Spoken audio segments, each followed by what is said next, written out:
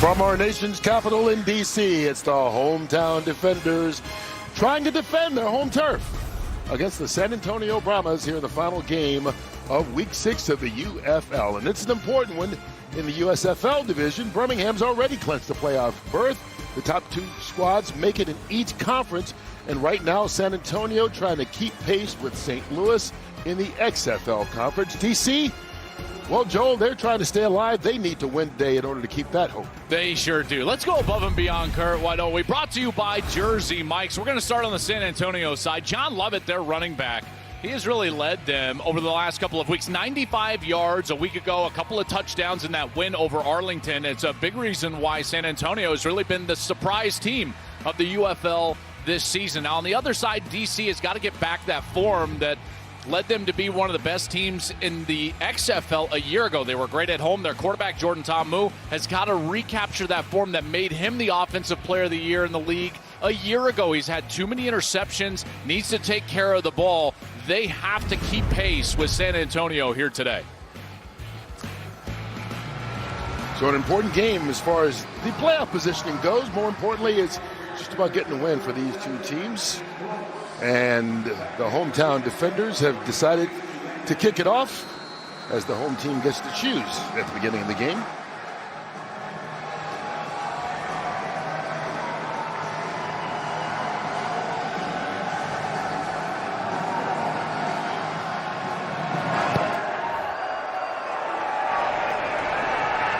And Landon Akers back deep. Akers brings it out. Big hit, lays him out right at the 38-yard line. Michael Joseph with the tackle.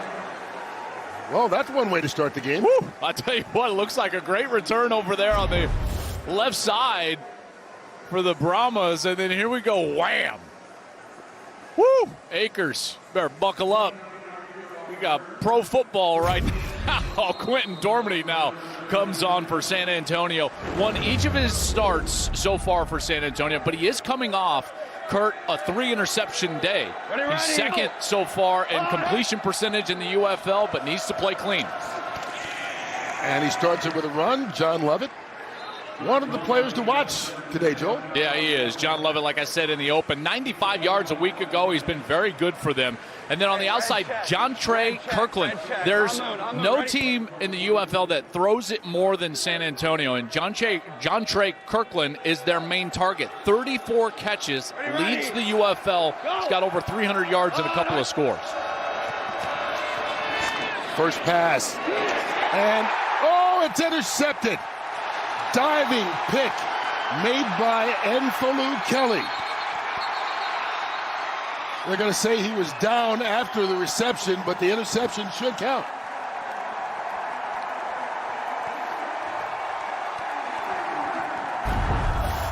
Kelly does a great job here. I believe this is him over on the outside, the corner.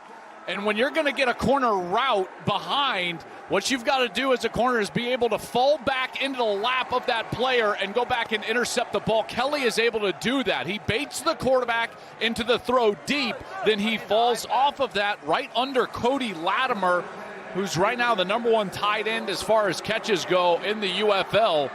And Quentin Dormady looking at his coach like, what do you want me to do? Well, you can't let a corner bait you into that throw. It's a mistake from the quarterback. Great play from Kelly. I'm not sure he was touched there, but nonetheless, they spot the ball back where the interception happened at the 40-yard line, and that's batted in the air. First pass attempt made by Jordan Ta'amu. Well, Ta'amu has to regain that form. 5 interceptions so far, leads the league. Just has to take care of the ball.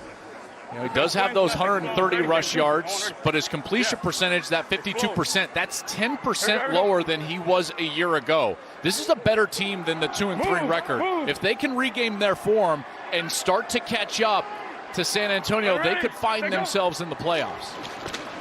A little end around on the first play here from scrimmage after the incompletion. Kiki Kuti.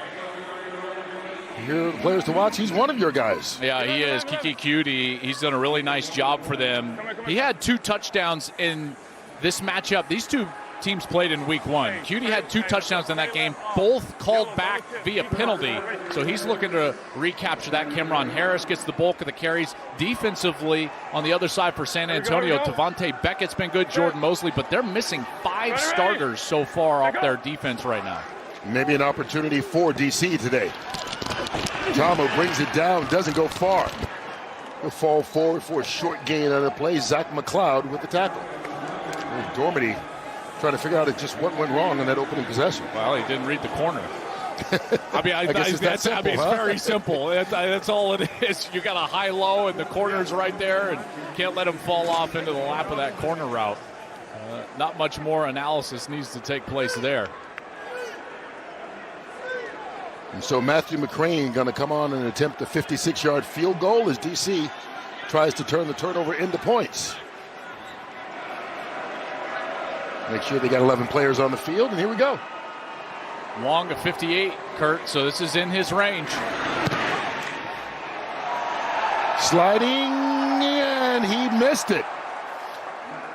Well, he had the distance, but not the accuracy, and so the San Antonio Brahmas survive the turnover as McCrane misses the field goal, and it remains a scoreless game early on. Yeah, Wade Phillips has got to be happy with that. A sudden change situation, and the defense answers the call after that interception. McCrane just out wide right, had the distance in the leg, just couldn't draw it back in there.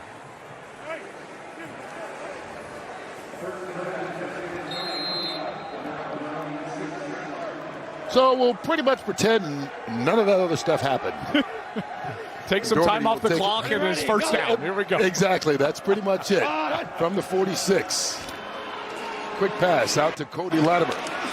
And a former Denver Bronco takes it out to the 49-yard line to pick up a 3. Yeah, that's going to be important. When your quarterback makes a silly early mistake, as an offensive play caller, and A.J. Smith is the offensive coordinator for San Antonio, you've got to get him right back in the saddle. And A.J. Smith does that with an easy completion on the outside to Cody Latimer. Smith, 31 years old, one of the bright young coaches in this league. Ready, go! Brahmas go empty backfield. Dormady, Latimer, first down. Well, he's been a great tight end for them, and Jake, he's a little bit more of a flex tight end, but Latimer has been excellent.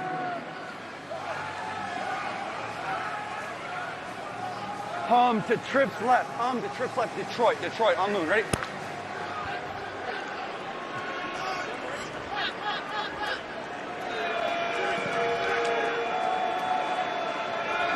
Ready, go!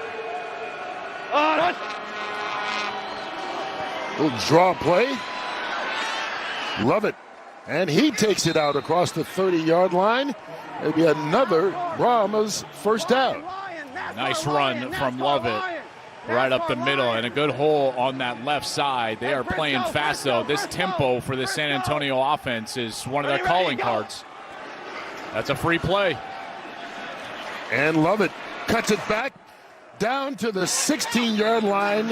And as you said, free play because of the flag. Let's see what they decide to do. Offside. Defense, number 33. Penalty is declined. Result of the play is a first down. Clover. All right, we welcome those of you who had a chance to watch the previous game here in the UFL where Michigan hung on to win it 28-27 there in the fourth quarter.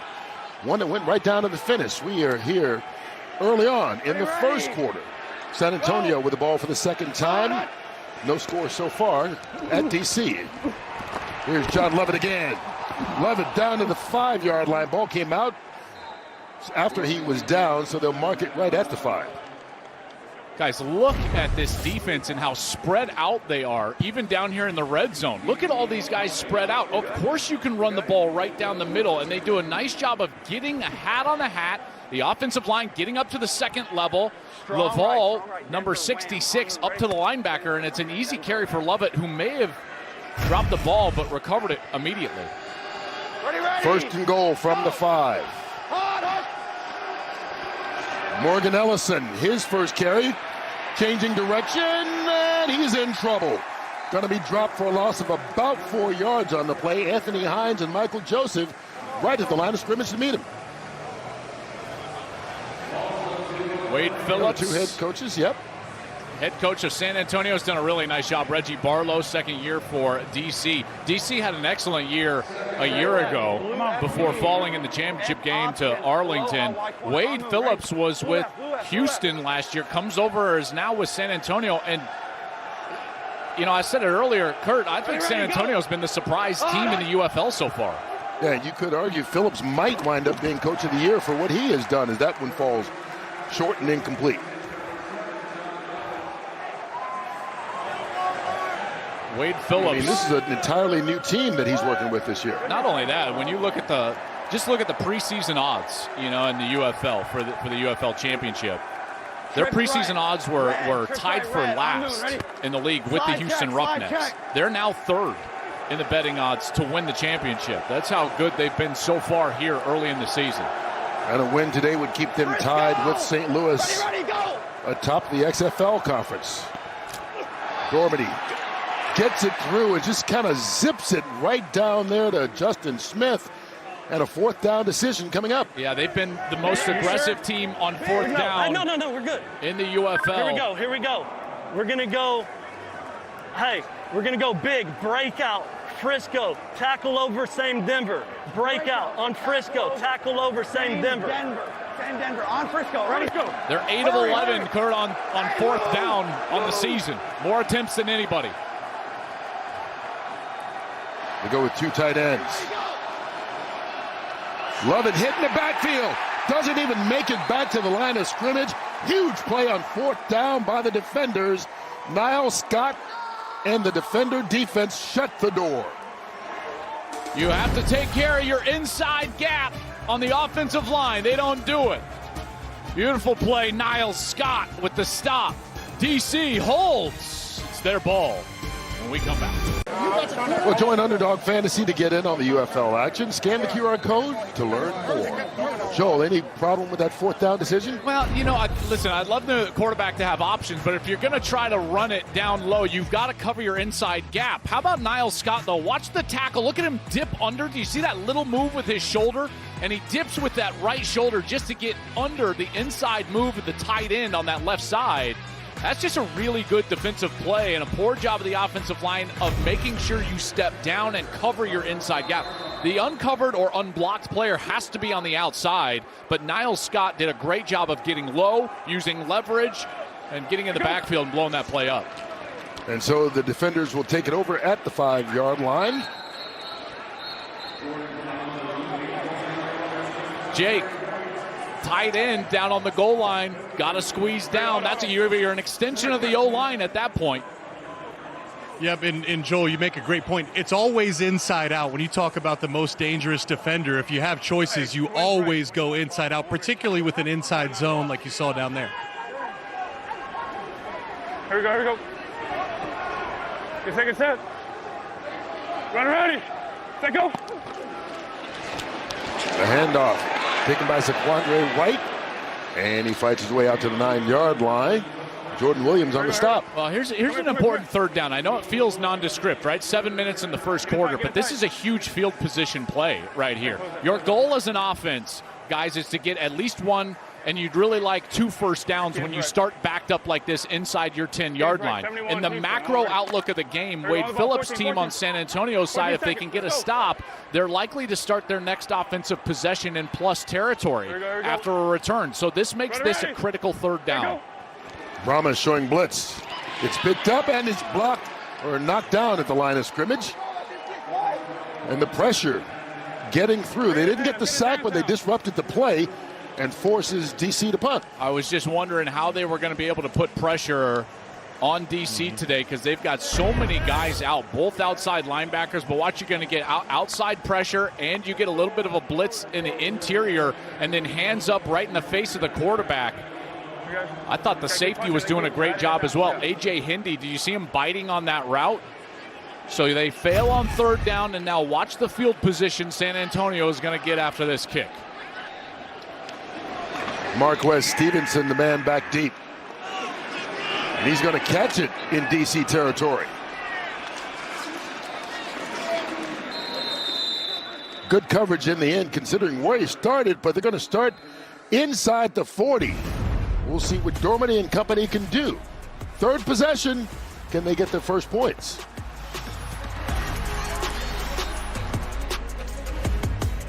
Right now, any crust. And by T-Mobile, America's largest and fastest 5G network.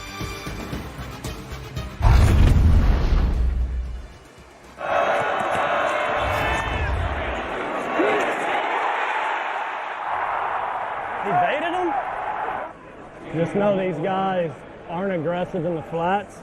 They will bait. That's their deal. They act like they're going in, they're going to haul ass as soon as you see you go back. That's good stuff right there. You know, you hear A.J. Smith talking to Quentin Dormady and talking about Greg Williams' defense.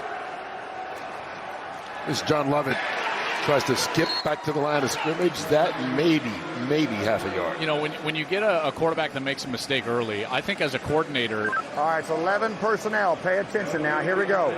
Okay, let's go. Automatic front, kick strong, shell. Automatic front, kick strong, shell. That's the defensive call. 11 personnel means one tight end, one back. Ready? He's got two safeties deep. Go. They should run the ball here. To the air instead. Dormady has time. And coming out of the backfield, it's John Lovett, but not much going on there. Once again, now a big third down for San Antonio. And what you have here is that you have the numbers if you're San Antonio. And that's why I thought that they should run the ball, as there's two safeties back. You try to throw it into that, it's very difficult. A.J. Smith now has a long third down.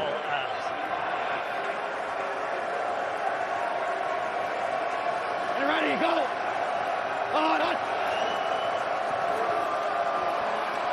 Time going deep. Got a man down the sideline, Kirkland, and he couldn't hold it in. Their best receiver, that's who they went to, and they just couldn't make the connection. Ball a little bit inside and maybe slipped too, but it was there for the taking. Well, and I thought that they had a mistake here on defense. You see the safety bites just ever so slightly on the inside. It allows Kirkland to be wide open on the edge, and he's just got to come down with that. It might be underthrown just a little bit, but Kirkland certainly needs to make that catch. Normally can't believe it in the backfield, but San Antonio squanders unbelievable field position. They've had a couple of chances here in the early going to take a lead, and they haven't. Yeah, they had that ball down inside the 10, Kurt. Failed on fourth down. Here they start their possession right around the 40-yard line. And they're deciding to offense. punt. Penalty is declined. Fourth down. So they need a little extra yardage for Brad Wing here. I mean, this is one that they started at the 40-yard line, and they're going to wind up with no points out of this. The kicker, Ryan Santoso, his long was 43, so they were out of his range.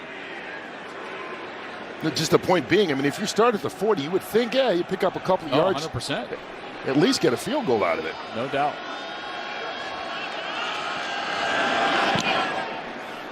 Wing, a former Giant.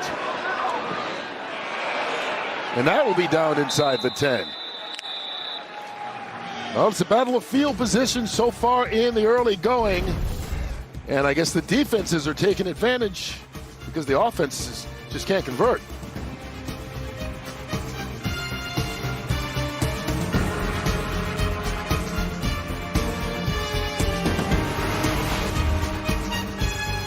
Look, the DC Defenders have been dominant at home since the 2020 start of the XFL, feeding what they like to call the beer snake. It's one of the most unique atmospheres in all of sports. They won their first 10 games. They wound up losing last week for the first time ever at Audi Field. So that means, well, we just got to start the beer snake over again. So, so here this they is go. the early stages of it. Here we go. Got to get them going. That's what you get when you're, what, about 12 minutes into the game? Oh, man. Once it gets about 5-6 rows long, now it's a party. Yeah, okay. Go. Here we go. DC trying to get something going offensively. Is Cam Harris out to the 10-yard line. Jake Butt. 11. When it's a slow start to the game, you had a chance down there in the goal line situation, just missed on a double move down the left sideline. I saw you talking to your teammates over here. What's the conversation with the offense? I mean, we just got to execute. They're giving us everything we knew they were going to give us. We just got to go out and execute and complete some balls. You told us this week how valuable it is to have a defense that plays such good football. They're doing that once again today. What have you seen from them that's going to allow you guys to go put some points on the board? Yeah, I mean, they're giving us great field position. We got down and went for it on fourth there and got the ball back on a short field, so we just got to go score some points. No doubt. Thanks. Yep. All right, there's an injury timeout. Hey, Jake, don't go anywhere. Look at you see the way he's walking, Joel. Not only does he put on this medium shirt, now he's strutting. My 12-year-old son was asking me where his Fox Sports shirt was, and I was like, well, now we know. 1 second on the play clock. Hey, I'm resourceful. I had a rain jacket on, guys, but it's about 110% humidity down here, so this is all I got. Thank you. Resourceful. And it still's not enough. I'm still sweating. That's incredible. Hey, by the way, we noticed a wedding ring on that hand there. Congratulations. That's exactly right. I did. Thank you, guys. Thank you. Last Saturday, right? Last Saturday. Yep, she's a great football wife, man, and didn't even have a full honeymoon. She let me come out here and hang out with you guys. Well, it's a special one then. That's a nice special pass, if you will. Ty Scott, they want to get him much more involved in the offense in D.C., making it pay right there in the first down. Yeah, got to win inside on that slant, and a really nice throw from Jordan Ta'amu. Watch this throw being right up and in front and on the face mask of his wide receiver right there. Now you can run through it, and there's a little bit of yards after the catch. And we were talking, Jake, about Ty Scott during the course of the week. It seems like every time the ball finds him, he makes the play. Picked up 23 on that one. Here's Ta'amu trying to stretch it out. He gets brought down. Jake, you were saying? Yeah, that was a conversation with Coach Reggie Barlow, too. It felt like throughout this season in big situations, fourth down, third down, 2-minute situation, they went to Ty Scott. But then when you look at his usage rate, his total snaps, he wasn't getting enough. So Coach Barlow said it was a conversation with the staff and the offense as a whole. They wanted Ty Scott on the field, and they wanted to get him much more involved. Yeah, he was averaging only about 12 snaps a game coming into today. But still their second leading receiver. 52. Ready. Take go. They get it off. Ta'amu, quick pass right over the middle. Fighting his way out right about the 45-yard line, and that's Alex Ellis, the tight end. Well, watch as Ellis is going to come up. This is what's called a Hank route. He's going to run right over the ball and just stop. If these linebackers split, then he gets the ball. They split just enough, and Ta'amu can just find him with the ball. He takes him to that open side. He spins and picks up the first down. Gain of 11. Second set. Ready. Take go. Cam Harris cuts it back. Cross midfield, right near that first down marker. Turbo. Hurry. Here we go. Ready. Snap it. Yep, got him. Oh, take a shot. They were trying to catch too many men on the field, right. And instead of throwing it with the free play, they handed off to Cameron Harris. And you can see Reggie Barlow maybe a little bit disappointed they didn't at least take a shot at the end zone. Decline. First and 5. Yeah, first and 5. Yeah. First and 5. Thank you. 12 players on the field. That was in my defense, 5-yard penalty, first down. You know, I love the turbo. I really do, guys. I would love it even more if you attach a big play action pass off of it and take a shot, because what you're trying to do is get the penalty. They get it. San Antonio is caught trying to substitute. Wade Phillips can't get the right personnel on the field. At that point, Jordan Ta'amu, I'd love to take a shot. It's a free play, but it ends up just being first and 5. 8 seconds. Yeah, no downside. Ready. So they accept the penalty. Ball's at the 40. And San Antonio calls a timeout. More substitution issues. San Antonio, they're first. 30 seconds. They had 12 guys on the field again. We were counting. This was back-to-back plays. It was either that or their 11th ran off the field, because it looked like they were light. We were running it down their throat at the second level. But regardless, it was a personnel issue. Whether it was 12 or they just weren't communicating properly. Jake, you wonder if all the, we talked about them missing 5 starters on defense tonight, if that has anything to do with the shifting and trouble getting personnel in and out. Well, certainly, yeah, and that's communication as well. But it's a point of emphasis for penalties for San Antonio because they've been playing good ball throughout the season, but oftentimes it's not about what you do, it's about what you avoid doing, which is those mistake and self-inflicted wounds. Penalties have been an issue, and they've given DC some life here. Ready, set, go. It's really the best drive of the game for either squad here in the first quarter. It's Cameron Harris again. Nice nifty little move there at the end.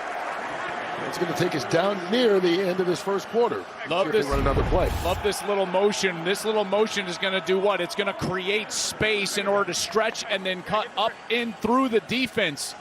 You get that little outside motion, and all you need is a little bit of a crease, and it's there. And Cameron Harris. That's the end running of hard. the first quarter.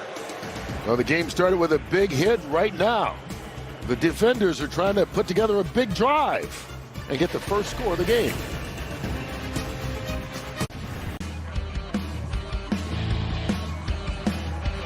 One quarter down in D.C. No score yet in a game that's really important as far as the standings go in the XFL conference. Right now, D.C.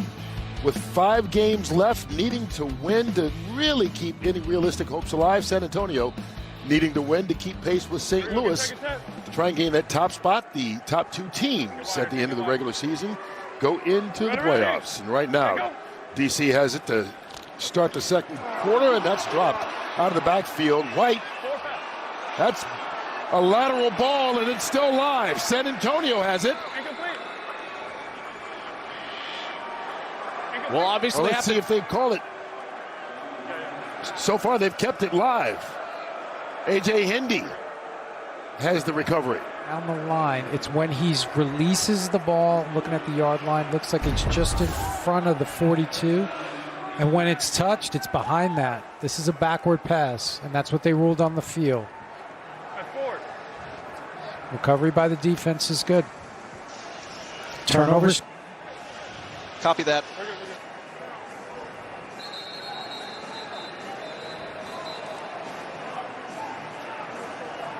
Yeah, that's backwards. You hear Dean there in the command center and talking about where that ball was released, where it was contacted, and the problem is Zaquandre White played his college ball at South Carolina. There was just no urgency when that ball was on the ground. Looking, even Jordan Ta'amu was trying to point like he thought it was incomplete.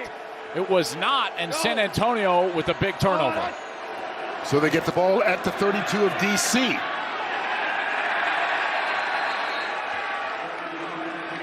Marquez Stevenson with the catch. And boy, this has been a rough couple of weeks for Jordan Ta'amu, although that will go down as a turnover that really wasn't his fault. No, it wasn't. Obviously, White drops the ball, then doesn't land on it, but the turnovers have been an issue. And you look at what he was last year as the XFL's Offensive Player of the Year, they did not turn the ball over. His completion percentage was much higher. And this year, now 6 interceptions so far, leading the UFL.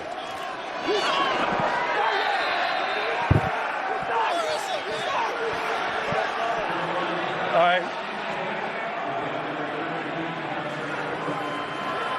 Well, then let's be smart about it. All right, here we go. Trips right, Detroit. Trips right, Detroit. If we don't like it, we can call a timeout. Haul ass, receivers. Ready, go! I think I understand that part of it. Draw play, love it. Oh, that's why he wanted them to run tail. Little draw play, and it worked. Look at all down. It'll be 4th and short. Look at all the space. Look at all the space. Draw is a perfect play. Linebackers spread apart. Everybody deep. Safeties deep. And they're able to get up the field. And now they've got a decision to make, and it looks like they're going to try to put some points on the board here. Yeah, after the 10-yard run, it makes the field goal a little bit shorter. So Ryan Santoso comes on to attempt the kick, try to put points on the board for the first time today. 43 when that's his season long. Just inside that right upright. Hey, right in front of the folks with a beer snake. Gives them a little something else to drink about, drown their sorrows after the offense turns it over, and the Brahmas turn it into points.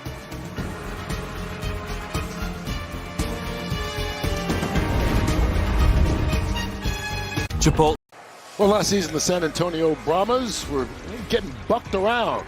3-7 record, less than 17 points a game, but they bring in Wade Phillips as the head coach, and, well, he's really grabbed the Brahma by the horns.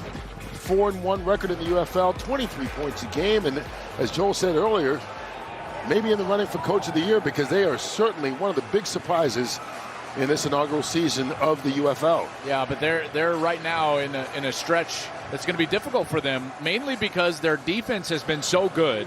Kurt, they're second in the league in sacks, first and third down defense, and yet they're playing without 5 guys that have started games for them, including both of their outside linebackers.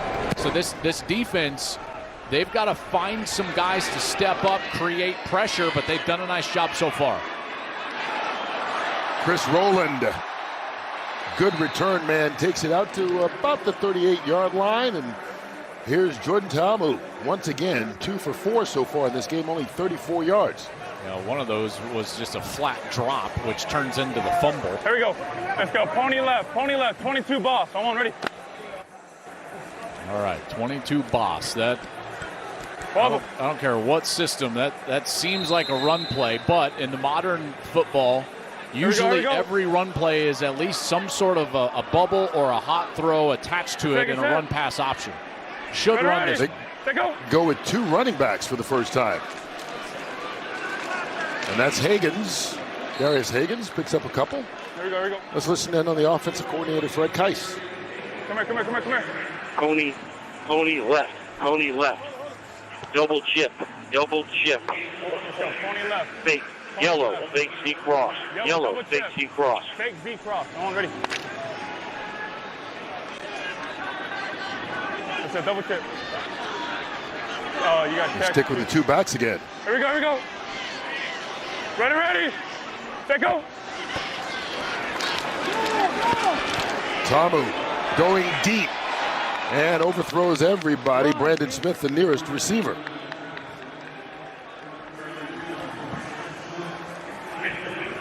Pony. Come here.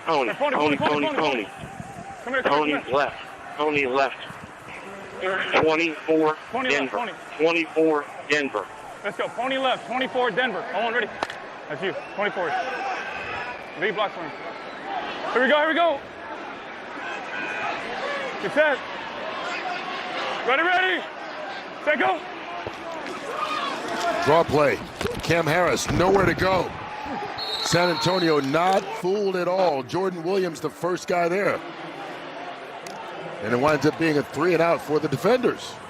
Good work by that defensive line right there. They got a little bit of a looper here. You've got guys that are just upfield and aggressive, and they do a great job at the second level. Jordan Williams, number 15, played his college ball at Baylor, coming up and make the stop. Nobody up there. That lead back has got to get up there to the linebacker, but Jordan Williams does a great job slipping the block, making the tackle. Paxton Brooks on the punt. There's some contact made after the kick was gotten away, and they're going to draw a flag on that.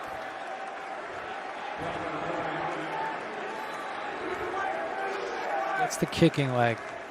Yeah. They've got running because he does get the kicking leg. It's not an automatic first, so they have to make a decision here. That's Dean Blandino in the U.S. Army Command Center. So it wasn't the plant leg, it was the kicking leg.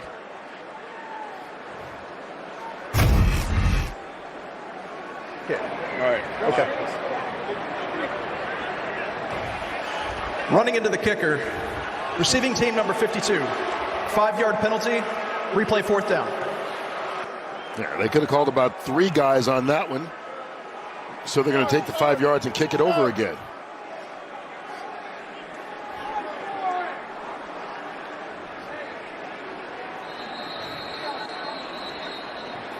Joel E. Beanaway got the official call, but like I said, pick your guy.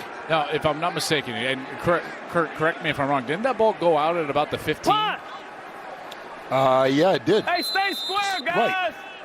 You know, that's a pretty good punt. Right. You're not. It's going to be hard pressed to get better. Yeah, exactly. Good point. I'm actually surprised that officially the 20. We're being told by our stats crew. Surprised they took this penalty, Kurt. I wish. Yeah. Well, I not wish. I thought that they would have just declined and gone with the end result. Okay, so it went out of bounds at the 20. It's taken at the 10. And it worked out. And it worked out. Marquez Stevenson tripped up by Monte Nicholson. Hey, the special teams picking up yards for them. Defense working, special teams working, everything except the scoreboard working. Not too hard. Football fans of all ages, of all leagues, in attendance today. Right now, San Antonio with a 3-0 lead over DC. And Jake Butt, it has been an eventful week for the DC offense. Yeah, and an eventful week specifically for the offensive line and new offensive line coach Sean Kugler. So Russ Ehrenfeld, the former offensive line coach, stepped away from the game on Tuesday for personal reasons. You get the call from Moose, Daryl Johnson. You had been away from the game for 2 years. Do you remember the feelings, the emotion when you got that phone call? Well, number one, my thoughts go out to Russ and hope for a speedy recovery for him. And it's just like an offensive lineman going down in the game. Somebody's got to come in and step up and do the job, and hopefully I can do that for this team. You told us that this is a great challenge against San Antonio, second in the league in sacks. What has the preparation been like with this unit this week? These guys are working their tails off, and they'll continue to play hard the rest of the game. Great. Thanks, Coach. Spoken like an offensive line coach. That's right. That's right. Short and to the point. That's John Lovett on the run. Picks up a first down, and we can talk more about it when they get on offense, but one of the things he's done, he's already put in 2 new offensive linemen as starters and shifted another guy over. So 3 guys in different positions on an offensive line, and so far they've held up. Normandy pressured. He couldn't even get that one off right in his face before he could even throw it TJ Barnes. And DC's getting home with 2 safeties back, and that's huge for them because you can defend the pass, you can stay deep in your shell, and then also get pressure, and there's just nowhere to go with the ball for Normandy. San Antonio against that defensive look has got to be able to run the ball, guys. If there's 2 safeties back, you're supposed to be able to block everybody in the run front. The run ratios are in your favor as an offense, and if you can't run, then the defense has the advantage. Normandy under pressure again. Gets away. Over the middle of the field, and look at that. He picks up the first down on 2nd and 16 when it looked like he was going to be sacked. I tell you, this is just a great job of being athletic and making a play when there isn't one to be made. He's looking around, there's nowhere to go, and then once he decides to run, he does the smart thing and gets right up the field, vertically down the middle of the field, right there. He eludes, and now he goes. That foot in the ground, and now he's right up the hash mark, and he gets down in front of the safety. It's a really good job. He wants to go to Latimer, who's open there, number 3, but smartly tucks that ball down and gets the first down. Quick pass, and a little bit too high for Kirkland, incomplete. Here we go. Give me this. Hum to trio left, Tampa. Hum to trio left, Tampa. Hum to trio left, Tampa. Hey, we got hum to trio left, Tampa. Tampa, hum moon, ready? Last time I heard a hum on a field, it was baseball. Hum, baby, hum, batter. Sounds like a children's book or something. Hum the trio? Hey, get set, It's an interesting name. We'll find out what it is. It's a draw play is what it is. John Lovett, a big hit once again in the open field. Deontay Anderson this time. Okay, here we go. Right hash, okay? You're going to give me this. You're going to give me, hey, H motion to spread right, blue hook, Z cube. That's Speedy going full ass across, get to the first down, break it out. Cody, you're over here to the right with the Z cube. Speedy, you're right to left. And you can tell the players have the microphones in their helmets.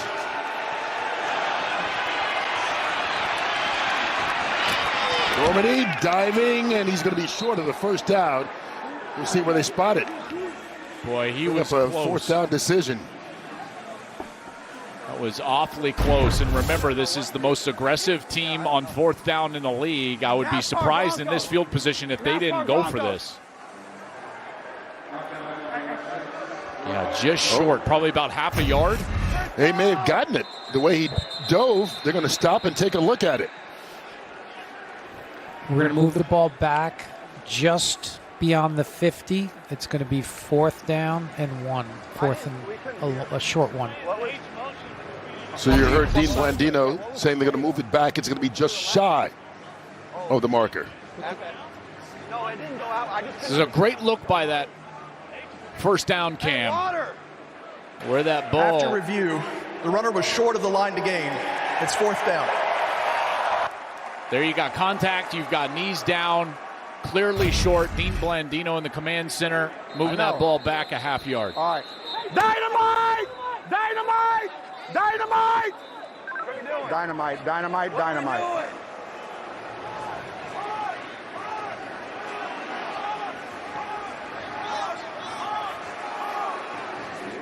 As you look at it, using True Line to officially measure it, you're going to see it's just that much short, 22 inches.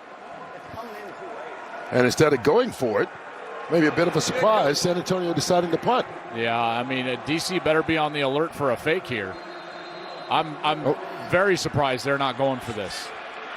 When they played against one another in week 1, they did fake it.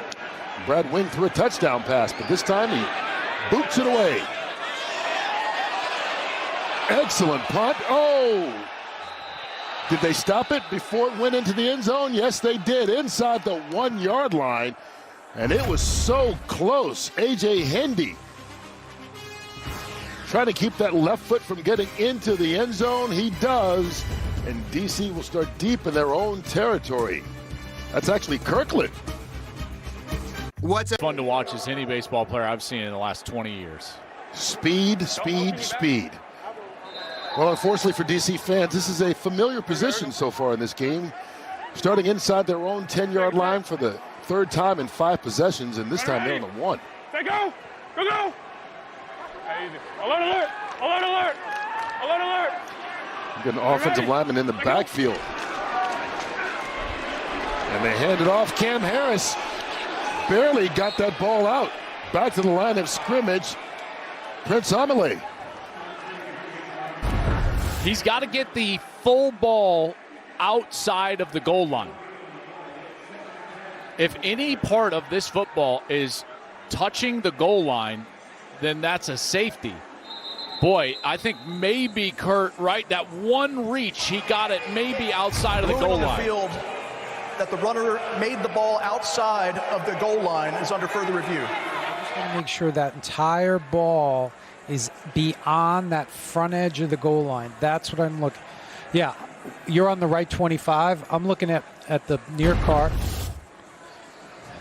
I can't tell. We've got it out. I don't see enough to change it. All right, Adam, we're going to let it stand. It's just that close as to whether the entire ball got out of the end zone. Danny pulls it back After at the end. The ruling on the field stands. Second down. Is it where he is when he touches down or the forward progress? So they had progress. They ruled the progress. So what I'm looking at is the forward progress of the football. Where did it get to? Not when he was down, when his progress was stopped. Okay. Thank you, Dean. Here we go, here we go. Ready, ready. Set, go. Tamu along the sideline, and it is caught. Kelvin Harmon with the reception and a little breathing room and a first down. Well, it's initially 18 on the play. It's initially defended very well on the outside, and so he's got a pump. And at the pump, what you get is a nice move by that outside receiver to get down the sidelines into what I would think is like that second window, and that's where they get the completion. Handoff taken by Zaquandre White. Let's listen in to the play call with Fred Kice. Texas, left.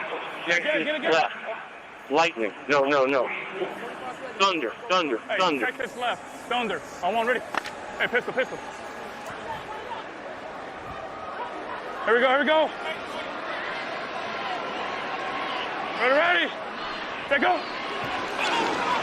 Darius Higgins cuts it back. Higgins picks up a chunk of yards for DC, and all of a sudden they're rolling behind that 16. Love the formation here. You've got all the wide receivers over to the left just to tight into that right side. And they're able to get a nice little run over there. Ready? Let go. And they hurry back to the line of scrimmage. Higgins again. Cuts it again. Same formation. 2 times in a row, a couple of nice runs over there for Higgins, and you see him get everything blocked up. Beautiful job right there. That's Jared Williams, 62. This is one of those linemen that we talked about being their first start. Also, Lamont Galliard, number 53. And again, we talked with Sean Kugler, the offensive line coach. Jake was just talking to him. This offensive line has done a nice job to have a new coach just in this week and 2 new starters up front. They give it to Higgins again. He gets the first down and more. Takes it into San Antonio territory. And just like that, 3 consecutive good run plays, that time 13 yards. And those guys up front, they are getting it done right there. Galliard, Williams in their first start of the season. Durant, Maedi, Fornadell, they've done a heck of a job so far, and in particular on this series. Cam Harris back in. It's a great time for a couple of yards on the play. Flex left. 23 lock, X glance. 23 lock, X glance. Come here. Here we go. Come on. Flex left. 23 lock, X glance. On, ready. Here we go. Ready. Set, go. Play fake. Pass caught. Kelvin Harmon. Let's go. And Harmon fights his way inside the 25-yard line. First down. Blade. Here we go, Blade. Here we go. Ready. Set, go. They fake it this time, wrapped up immediately. Helmets come flying and everything. That was Harmon again on the reception. Gavin Heslop right there to wrap him up. Here we go. Come on. Without a helmet. Get inside. Good reaction from him right away. I mean, he was right there immediately when Harmon caught the ball on the outside. Let's go. Bunch left tight. Quick Z out. 29 toss crack. On, ready. Here we go. Get set. Let's go. 10 seconds. Here we go. Ready. Let go. And they pitch it out. Higgins. And that little bobble may have cost him. Had to take his eyes off the defense to try and get a hold of the football. It's going to be wind up dropped for a loss. And that looks like that will take us to the 2-minute warning. San Antonio trying to hold on, going into halftime, leading it 3-0 in a game that has 2-minute warning. Featured a lot of defense and a lot of jawing so far.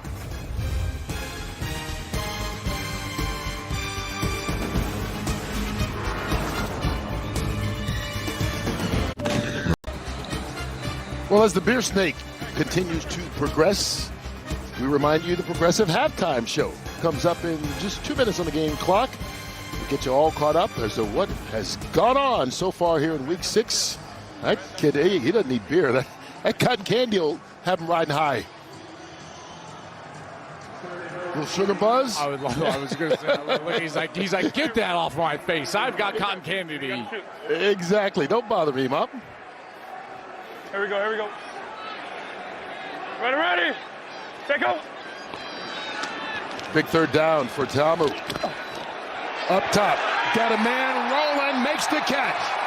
Inside the 10-yard line, first and goal, defenders. What a beautiful catch from Roland. Right over the shoulder and an equally as pretty pass. Tamu's best pass of the day, there's no doubt about it. In rhythm, good footwork, and that ball is just perfectly thrown. And now DC set up here. Longest play by either team, 28 yards to the 2-yard line. Cam Harris, easy. Touchdown, defenders.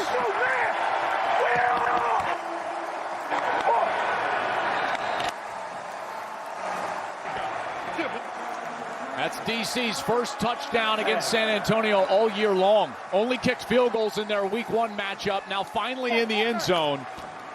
And take advantage of that beautiful catch from Roland that put him first and goal inside the 5. Here we go. Remember, this drive started at inside their own 1-yard line, really. So 99 plus yards they go to take the lead for the first time today. X return. I'm on ready. Yeah, here we go. They'll go for 2. Ready. Take go. Palmer flushed and brought down. So no chance thanks to Garrett Nelson, but nonetheless, the defenders, as you say, score their first touchdown against San Antonio in 6 quarters, and it's good enough to give them their first lead at 6-3. Chris Rowland's big catch, a big part of it.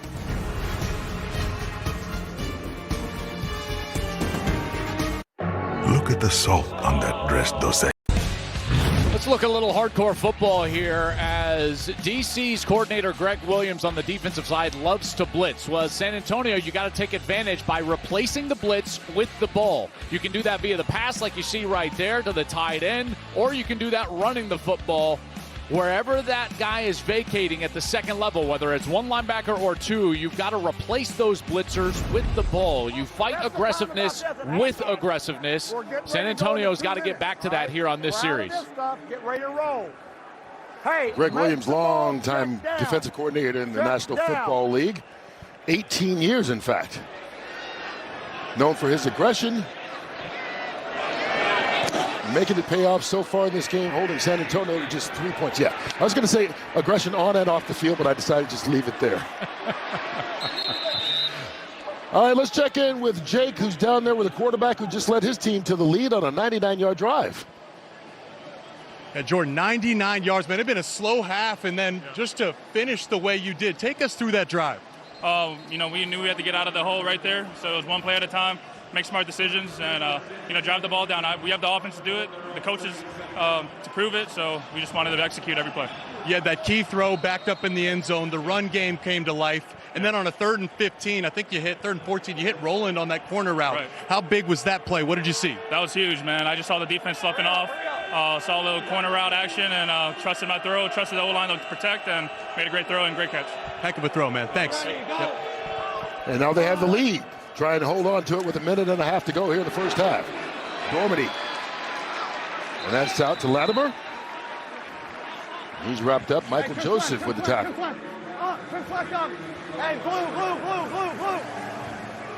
Boy, lots of time trying to flip wide receivers there. Frisco.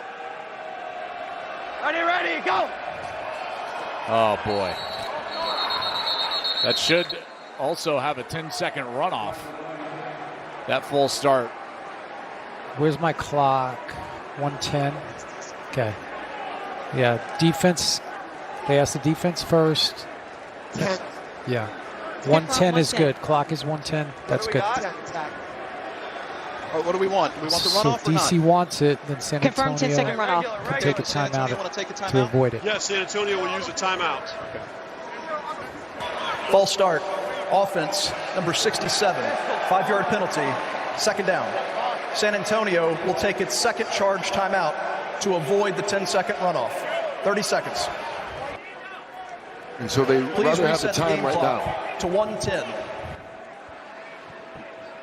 And so they avoid the automatic 10-second runoff for stopping the clock by using one of their timeouts, and so they've got one left. I would argue that the timeout is more valuable than the 10 seconds. I would say a minute with 2 timeouts is much better than a minute 10 with 1 timeout. Now, having said that, part of the issue is that you've got to have play calls ready, and you've got to go on first sound as a quarterback. You don't need a cadence in 2 minutes. You get up there, clap, do whatever you need, get the ball snapped. Ready, go.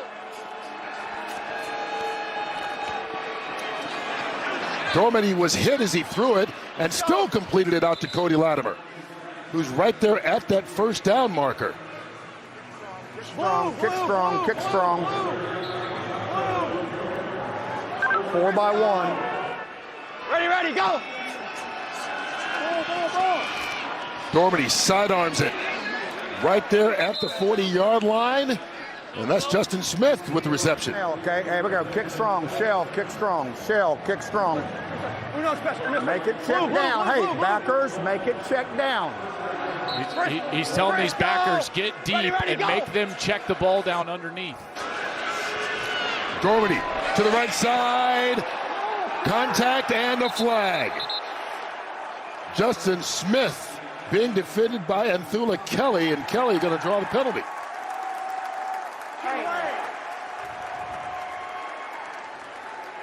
I don't know. Or maybe not. No. What do we got? Maybe they're going to go offense. Offense, number 10. 10-yard penalty, first down. Wow. Well, let's take a look here. Justin Smith going down the field, and he's trying to make an adjustment to a ball that's thrown behind him. Well, I don't know if you can call that offensive, and I don't know if you can call that defensive. I mean, it's not a very good throw. Kelly's trying to go back to the ball. Smith is trying to maybe pull him. That's an interesting call there. I don't know if you can go against either guy. Watch for the challenge here. Yeah, I was just about to say you can use your challenge since you have one timeout left, which would give you the yardage. But they decide not to. Okay. And they maybe will wish they had. After the sack, the clock keeps running, and now they're way out of field goal range. Have to take a timeout here after a sack because you're going to use so much time. Great pressure right here from this side. Looper, he comes around right up the middle, and Dormady knows, or he should know, that you can't take a sack in a 2-minute situation. And they're just going to let the clock go down. They have a timeout.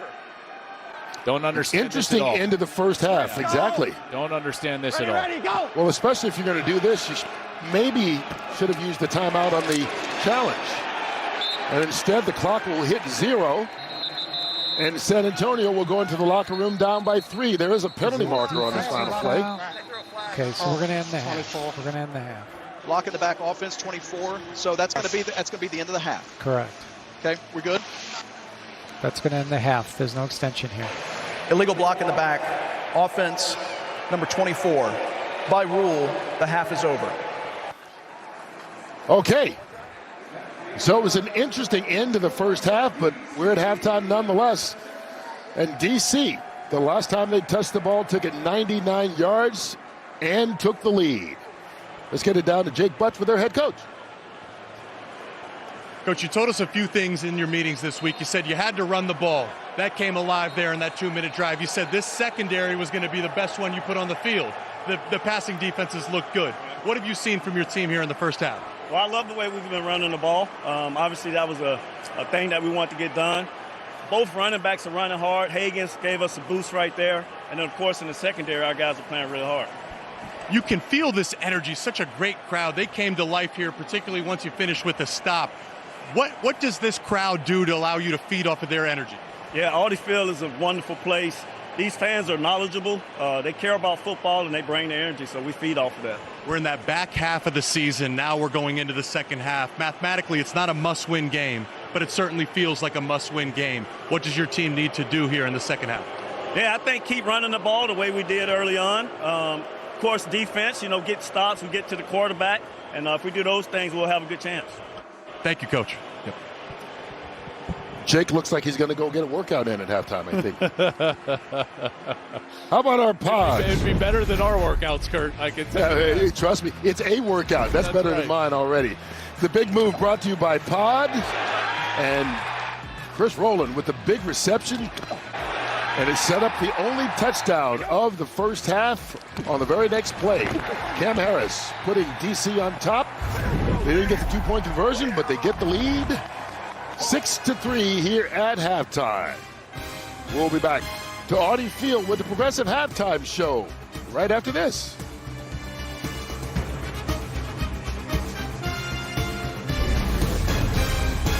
The three for Enterprises for the private use of our audience. It may not be reproduced or transmitted in any form without express written consent of the United Football League. Hey, let's finish like we do every game. Yes, sir. Finish like we do every game. Wake up. Sometimes we get knocked down. Let's get back up and fight. Let's go. Let's go. Team on one. One. Team. Hey, who said Wade Phillips was low-key, huh? I love it. I'll absolutely love it. And he's right. Get knocked down, get right back up. It's the beauty about football. Personifies life. And it's still only a 3-point game right now. We'll get a chance to hear from Wade live. See how excited he is to talk to Jake Buck right after the kick. That's Chris Rowland. And he's tripped up right at the 38. Let's check in with Jake and Wade. Coach, a bit of a strange first half. It felt like there was some opportunities that were left on the board for your team. What was the message to your guys at halftime?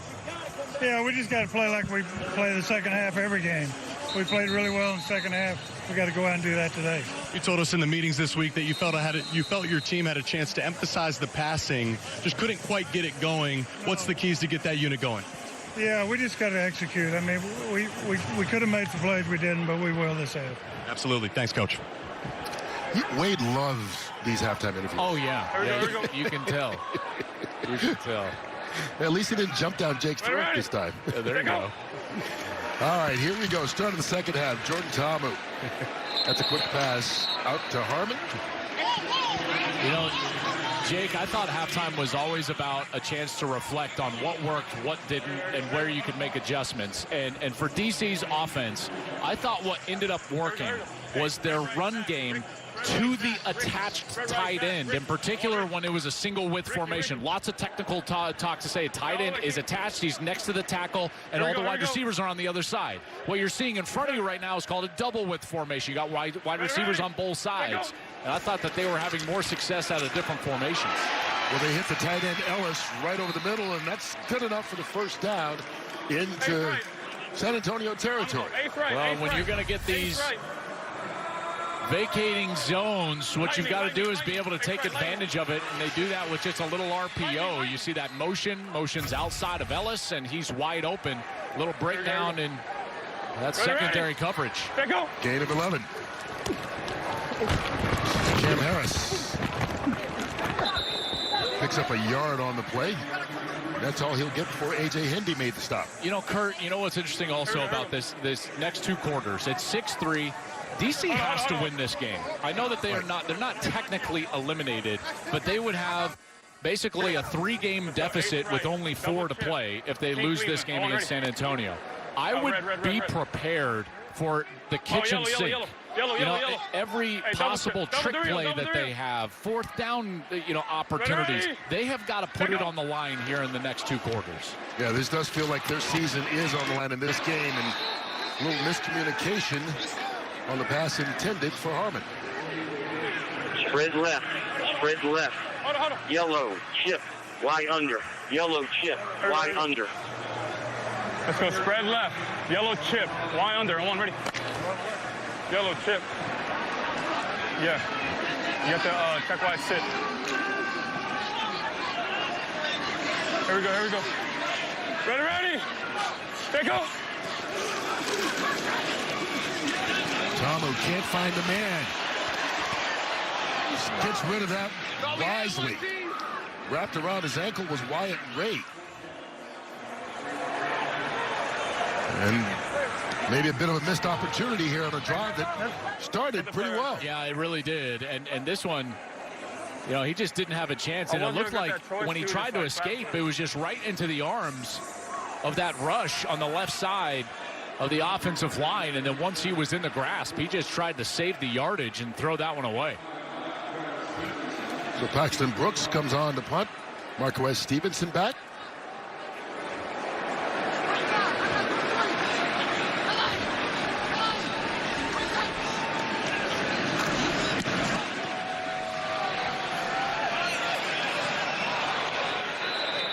And that'll be a touchback.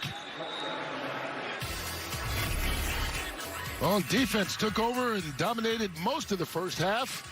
Second half starting in a similar style.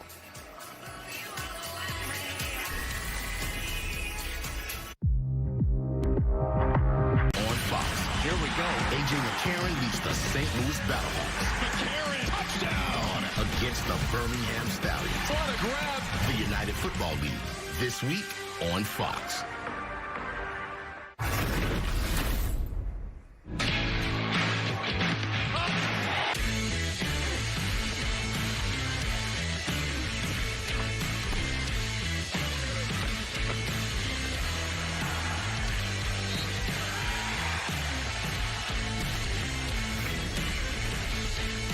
And that was today's game flow, brought to you by Progressive.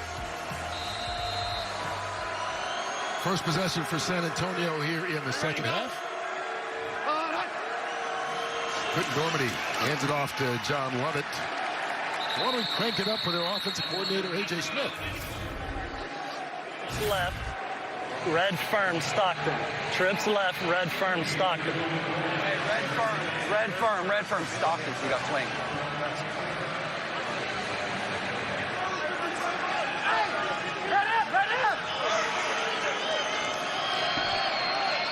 Ready, go! On, hot! Nice play there. Good reaction. That's that nickelback spot from Michael Joseph. X bunch left, X in motion to bunch left. Gray check, leak, X drive. Bunch left, X in motion to Gray check, leak. X drive, gray check, leak. Here we go.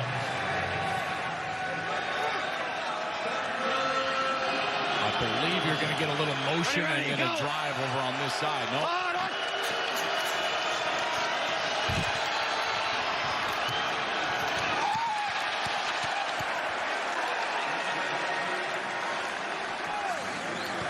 Well, that series did not go as San Antonio expected or anticipated or at least hoped. Yeah, and he had his wide receiver who was coming across. That was Kirkland, who came into today as the league's leading receiver, and he was settled down. Now, he would have been short of the sticks there on a 3rd and 8, but he was certainly open for a potential catch and run. Dormady wanted to go deeper than that. Ball gets tipped away. And instead it's a 3 and out. High snap. Brad Wing brings it down. Here's Chris Rowland.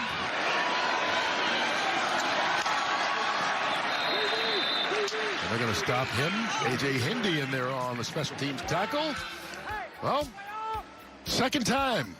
We'll find out if it's the charm for Ta'amu here in the second half. Today's game is sponsored by Papa John's. Better ingredients, better pizza. And by hands-free Skechers slip-ins. Just step in and go. All right, this is the start of the second half of the UFL season. Halfway through, the USFL and XFL teams are even at 4-4 in interconference play. Kickers have been great, 86% overall, 15 of 23 beyond 50 yards.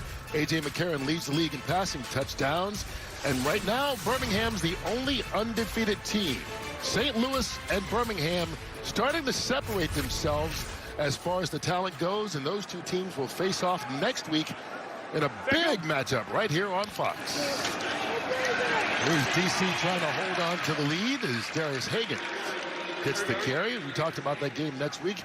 Birmingham has already wrapped up a playoff berth in the USFL conference. The top 2 teams in each conference make it to the postseason. And right now, St. Louis at 5-1 leads the XFL conference with San Antonio needing a win today to keep pace. Joel? Pistol. Yeah. Yeah, I tell you, this is such an important half. DC has got to keep pace with San Antonio. San Antonio is trying to keep pace with St. Louis. Higgins bounces it outside, first down.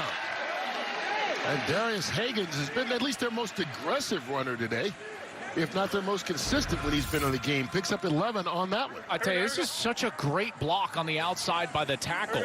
This is Durant, and Durant moved from left guard to tackle. You see him get out there and then pin that edge. And Jake, this offensive line has played so well for Sean Kugler, their new offensive line coach.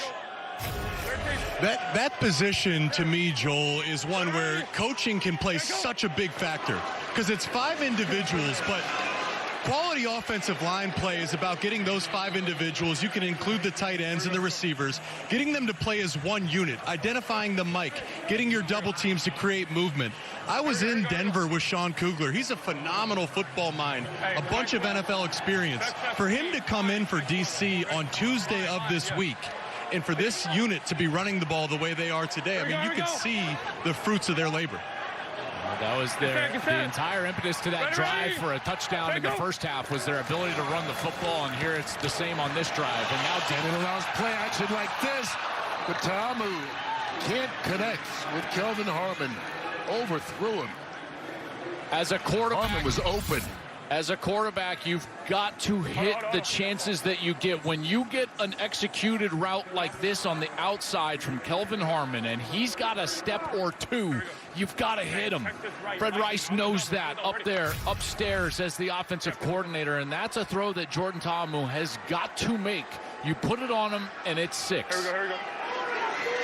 Ready? Instead, it's 3rd and 5. Here we go. Up. Movement early on the offensive line. False start. Offense, number 77. 5-yard penalty, 3rd down. That's Liam Fornadel, the right guard. And that's because we gave the offensive line love. Yeah, that's right. That's their first penalty of the game. That's exactly right. But just like that, it goes from a manageable 3rd down to a 3rd and long. And now you've got to contend with that San Antonio rush. Remember, San Antonio is one of the best pass rushing teams in the league.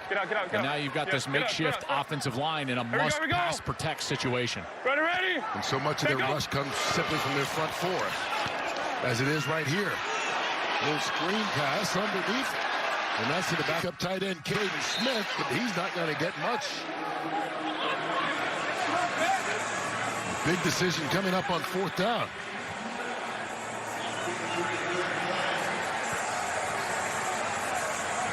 Well, I don't know if they're making this so late. I don't think that they want to go for it. It looks like they want to trot their field goal team on. Although it's a long one, they're trying to put points on the board. This will be 54 yards out. McLean's long is 58.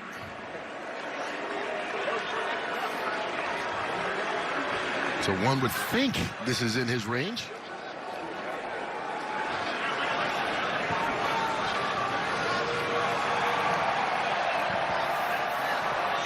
You get the look of a hard rush. Is this a time for a good fake? I mean, look at those defenders here on this left side. They want to be, they're coming. Why not a little fake over there? Here comes the pressure, and he gets it off and through. And so Matthew McLean extends the lead with the 54-yard field goal, and DC now up by 6. Here in the early going of the second half.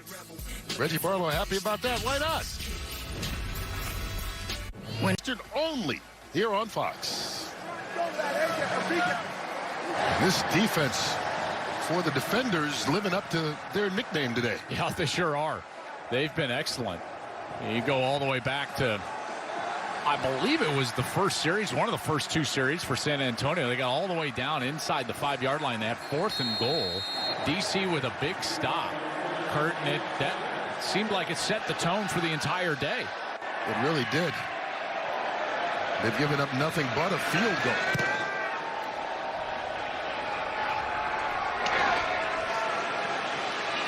Landon Akers. Big hit again. This is the first game he's been a return guy, and the way he's been beat up, he may change his mind. Isaiah Johnson lowering the wood on that one. Akers gets just popped. Man, DC flying around on specials, and they've been flying around on defense. This was early in the game. Anthula Kelly, beautiful job baiting the quarterback into a throw deep into the corner. He goes back, gets the pick. This is the 4th down stop. That is a beautiful job by Niles Scott, getting in there in the middle and making the stop, and then they're applying pressure on Dormady. He has not had time to throw. He has not had time to be comfortable. And he hands it off to John Lovett here on the 1st down. Lovett just stretched out by this defender defense. Greg Williams right now has got to be... Shell, automatic front, kick directional. Shell, automatic front, kick directional. Bird alert, bird alert. You know what's interesting, guys, is I have not seen nearly as much pressure out of Greg Williams today as we normally see. Remember, this guy calls himself Dr. Heat, loves to blitz. We all know that. And they have been in this safe cover 2 all day long. They haven't needed to. They had only 31 yards passing before that short reception of 5 yards. Joker, joker, joker.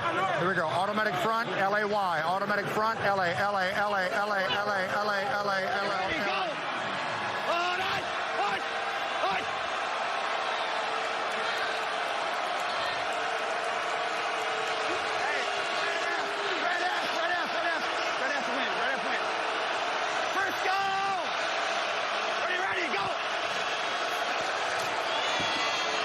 Pass caught. Stevenson. Boa. Automatic front, kick directional. Automatic front, kick directional. Hey, Tampa on moon. Tampa on moon.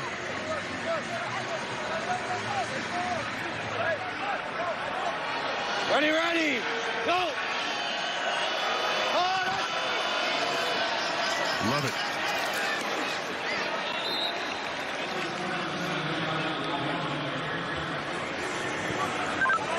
Shell, automatic front, kick directional. Shell, automatic front, kick directional.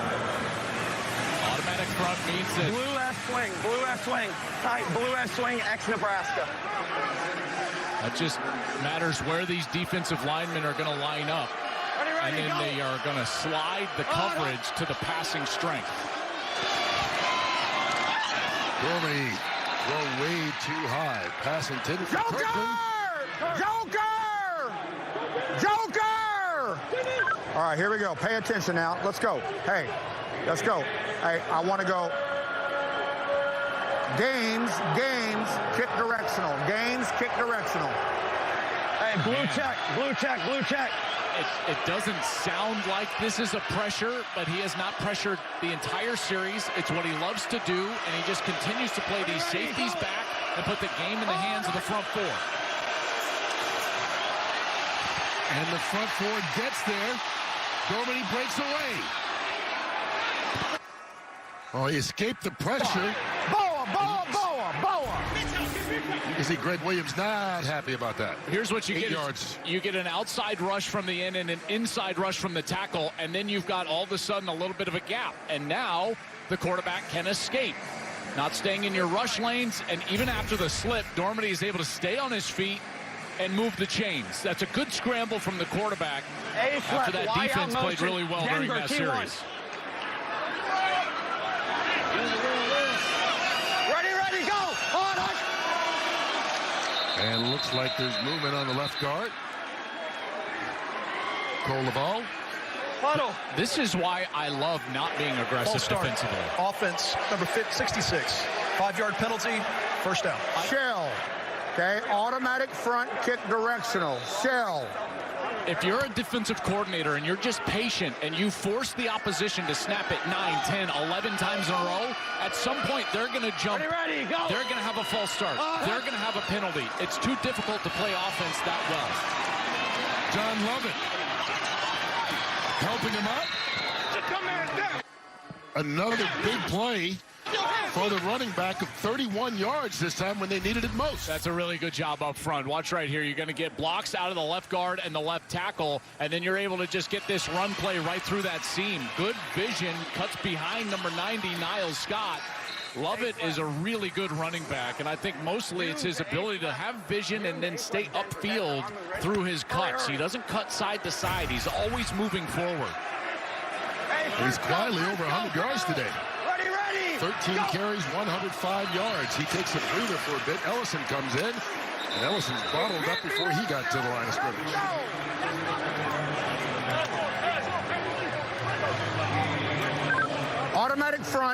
Automatic front, stunt if you need it, kick directional. Hey, we got Bearcat on Frisco.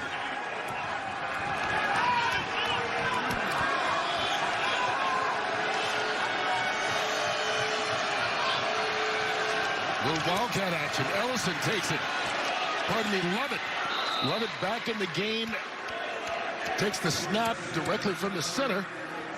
He's still going to bring up third down. He only picked up 5. Boa.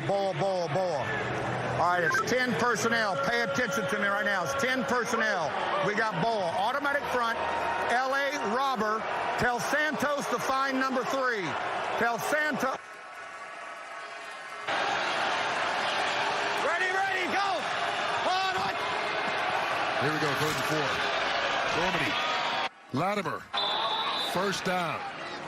They were trying to defend Cody Latimer and didn't get there. Out there. There he is. He didn't have the right personnel. He wanted Santos a strong safety on Cody personnel. Latimer. Automatic front. Okay, automatic front. Tight red Tokyo. Automatic front, tight red Tokyo. You can see the difference on this drive. Yeah, their third down efficiency has been excellent on this series. 3 for 3. Now it's first and goal from the 8. They fake the reverse. Lovett holds on down to the 2-yard line. And now San Antonio throwing out a little bit of everything. Yeah, a little bit of a trickery there, like a fake reverse. And Left, wide, quick. Broncos punch out, Z crack.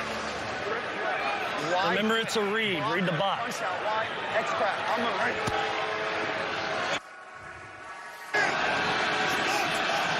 12th play of this drive. Ready, go! They fake the handoff. Dormady. Back in the end zone, Mack, touchdown. Well, he was out of bounds first, unless he was pushed out of bounds and then quickly reestablished. I don't know if this is going to count. Well, we will see. Alize Mack. He was out of bounds. He was out of bounds. Get out. He went out of bounds on his own, came back in first to touch the ball. Perfect. We had a complete. Yeah, no contact there. Clearly out of bounds. It's just lost it down at the previous spot. Yep. Good eyes, Joel. Illegal touching. Offense, number 88, went out of bounds and came back inbounds and was the first to touch. Ball be placed at the previous spot. Loss of down. Third down. Well, San Antonio has got to decide whether this is 4-down territory or if they're going for a field goal. If they would kick a field goal, which I wouldn't suggest it, then you have to throw it right here. Wide Get corner. on the edge and throw Trey it. right, red F option, aloha wide corner. He wants a wide corner here. Ready, go! Dormady to the sideline, and it's caught for a touchdown. John Levitt out of the backfield, and the running back gets the score on the reception. They want the corner to the tight end. Lovett is the wide receiver down there as a flat control. He's got control. That ball was across the goal line.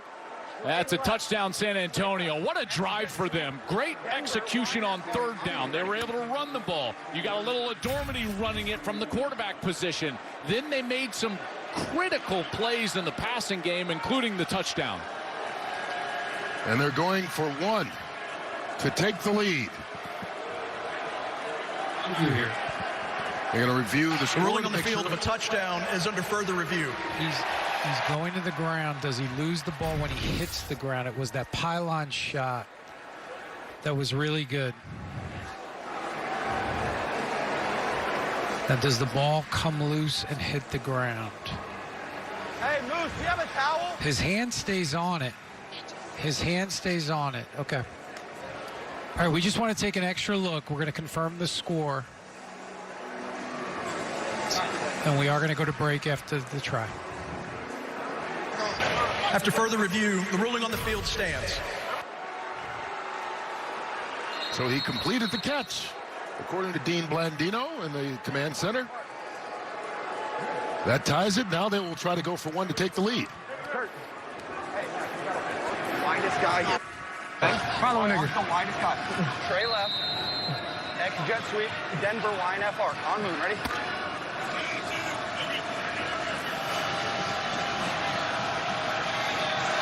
Ready, go!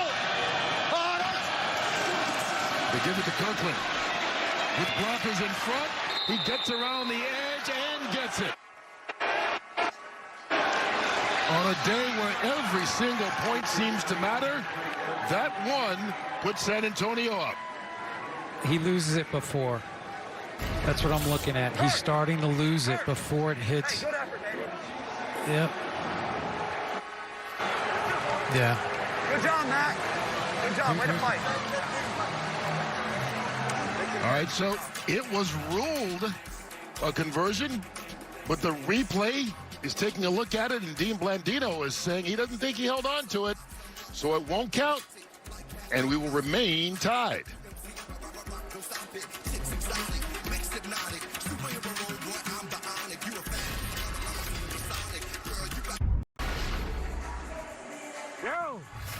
got great time wide open. They don't count for me at all. I'm open every time. Like John Lovett, and he was on the scoring play. Open for the touchdown. You know, Kurt, I love getting suggestions from my teammate, but the only thing that's worse than a guy complaining that he's open on the sideline is then when he actually is on the next series. Because you reaffirm bad behavior, you know? It's like, stop asking me for the ball. You don't usually hear running backs complaining about being open and not getting the ball either. He's over 100 yards rushing, and then just caught one for a touchdown. He's been great today, hasn't he? The last 2 weeks, he had 95 rushing last week. Here's Chris Rowland on the return. And just to clean it up as we get to the final seconds of the third quarter, that 1-point conversion did not count, so we're still tied at 9 here in week 6. And week 7 gets going Saturday. Memphis battles Arlington. That's on ESPN, and it's followed by the big one. 5-1 St. Louis against 6-0 Birmingham. It happens only here on Fox, 4 o'clock next Saturday. And this is huge as far as the UFL goes, because right now St. Louis is on top of the XFL division. Birmingham's already wrapped up a playoff spot in the USFL conference. They're undefeated. And remember, that's the team that won the USFL championship back-to-back seasons. Maybe even better this year. Final play of That's the third quarter. DC and San Antonio all even at 9 with 15 minutes left to go. For football here, their best offensive series for DC of the day. They were able to run that ball over the right side, and they did it without a wide receiver to that side or a tight formation. They're just a tight end, 4-on-4 on that side. They get them blocked up. Here again, later in the series, next play, a nice positive run on first down, 5-6 yards over that right side. A tight formation. Now they bring the tight end around. They pull him around, and there's another nice run. That one was from Hagens. This is the most important quarter so far of DC's season. They are tied 9-9. They cannot fall down 3 games behind San Antonio and feel like they're going to recover and go to the playoffs. So this is it. You got 15 minutes. You got to go with your best stuff, and here we are in a tight formation, and they're running it to the right. It's Cam Harris doing it. And Harris takes it into San Antonio territory on the first play of the fourth quarter for 14 yards. You're going to get a guard pulling and the tight end coming back and pulling around, and you're adding extra hats to that right side and adding gaps. Beautiful job right there. Ellis with a good block, and that offensive line, they have been very good today. It's a patchwork group. They've got a new coach up there up front, and here again, single width, probably running it. Oh, a little bubble screen. Kiki Cutie. He's forced out of bounds. You know, the other thing that's been impressive about this makeshift group, new group, they haven't even given up a sack either, in addition to being able to run the ball. Yep. They have been good, and I think that they need to continue to sit in that run game. That's what's been effective. 51 space and Gator. On, ready? Ace right, ace right. Your man. 51 here, 51 here. Molly. Oh, wait. 52, 52, 52. Ready. Take go. Quick pass, juggled, incomplete. Chris Rowland, or pardon me, Harmon, the intended receiver. Kelvin Harmon. Looks like there's a player down on that far side. I think that's Heslop, number 38. Timeout for an injury to a defensive player. It is Gavin Heslop, and he just came back after missing a couple of games due to injury. He's on the IR for a little bit while they attend to him. We'll take a brief timeout and see if we can't see what happened as we go to break.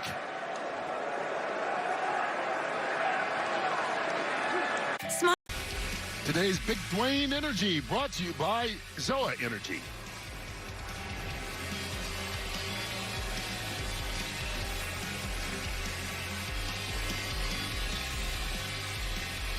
And the Beer Snake making its way up the stands here on Cinco de Mayo. Early on in the fourth quarter, Kurt Menefee, Joel Klatt, Jake Butt, and our entire Fox Sports crew with you. San Antonio and DC all even at 9 apiece. On a key third down here, empty backfield for DC. Tamu. And that first step of the draw play, that left foot slipped a little bit and cost them a bit of momentum. We'll see what they do here on fourth down. But that play call suggests that they would go for it on fourth down, like a couple of runs, you can get it. But it looks like they're going to trot their punt team on the field here.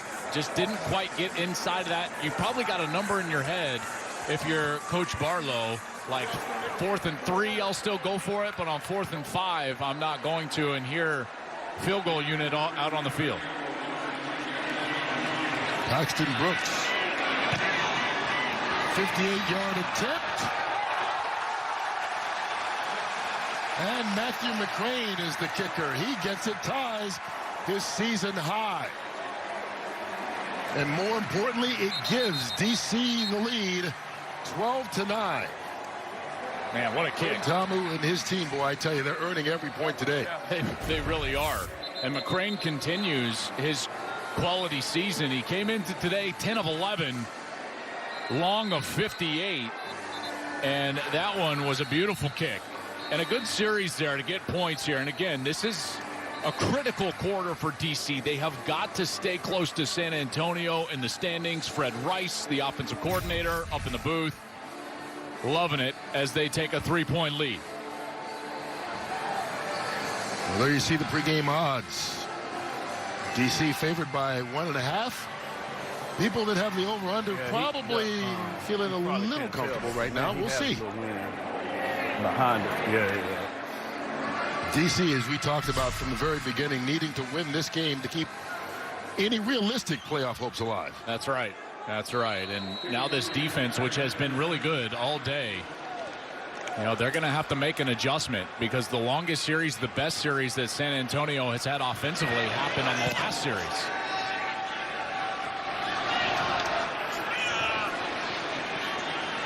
Marquez Stevenson. He's brought down right at the 32-yard line by Brandon Smith. I'll be interested to see if, as we take a look at hardcore football, if Greg Williams, the defensive coordinator for DC, goes back to pressuring. Because on the last series, he just didn't pressure. I was talking about it during that lengthy series. Look at these linebackers just sitting in space, away from the line of scrimmage. And that allowed San Antonio, and more specifically their quarterback, Quentin Dormady, to get a bit of a rhythm. This was a great escape from Dormady as he was able to scramble for a first down. And again, linebackers back, and they're able to run the football with Lovett. Those plays and the lack of aggressiveness from Greg Williams is a bit surprising for a guy that his real calling card is that blitz. This is Lovett stumbling and tripping his way for a couple of yards. Let's check it with Jake Bucket again. All right, guys, here with McCrane and a 58-yarder tying your season long. And listen, you walk out there and every point you guys have earned today. Can you just take us through your operation? What's going through your head as you line up to take that kick?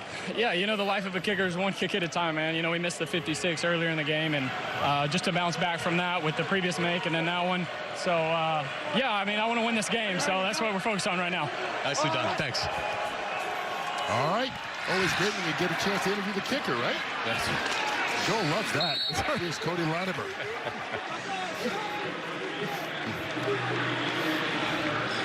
There's that drive that I was just talking about. San Antonio coming down the field, 13 plays, 72 yards.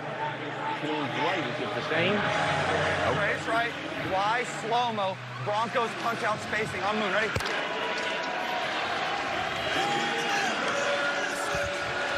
Ready, go! We need the 41. Lovett gets it out to the 44-yard line and a first down for San Antonio. Yeah, good push up front, right in the middle there. They tried to run some man coverage, and you get some good push from this offensive line, and you're going to get Lovett, who just has a real knack for getting vertical and getting himself right into that small space. And look at him get behind his pads. He gets low, knowing that he needs that line to gain, and he gets it for a first down. Lovett, 17 carries, 128 yards, and that touchdown reception. He's been outstanding. Carry number 18.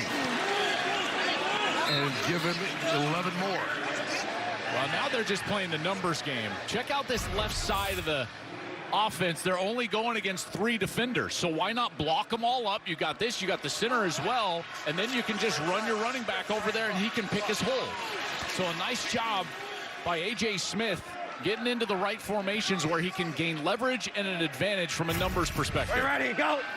That 139 yards, most of any runner in the league this year. He takes a break, and Morgan Ellison comes in to give him a breather. And he's earned that break. Look at that. I mean, look at the last 2 weeks, really. Man, they can, I tell you, this is becoming as good of a rush team as we have in the UFL. Now, obviously, Birmingham statistically is always going to be up there as well, but that comes with a bit, Kurt, as you know, an asterisk, just because Adrian Martinez is such a dangerous runner as the quarterback. From a traditional run game perspective, over the last 2 weeks, no one's been better than the Brahmas. And they've been able to run when they need to, as we've seen today. Here's Morgan Ellison again. And not to compare them to Birmingham too much. I mean, Birmingham's had a lot of big leads. Give me this, give me this. Which adds to that run Trips total. left, Tampa. Trips left, Tampa.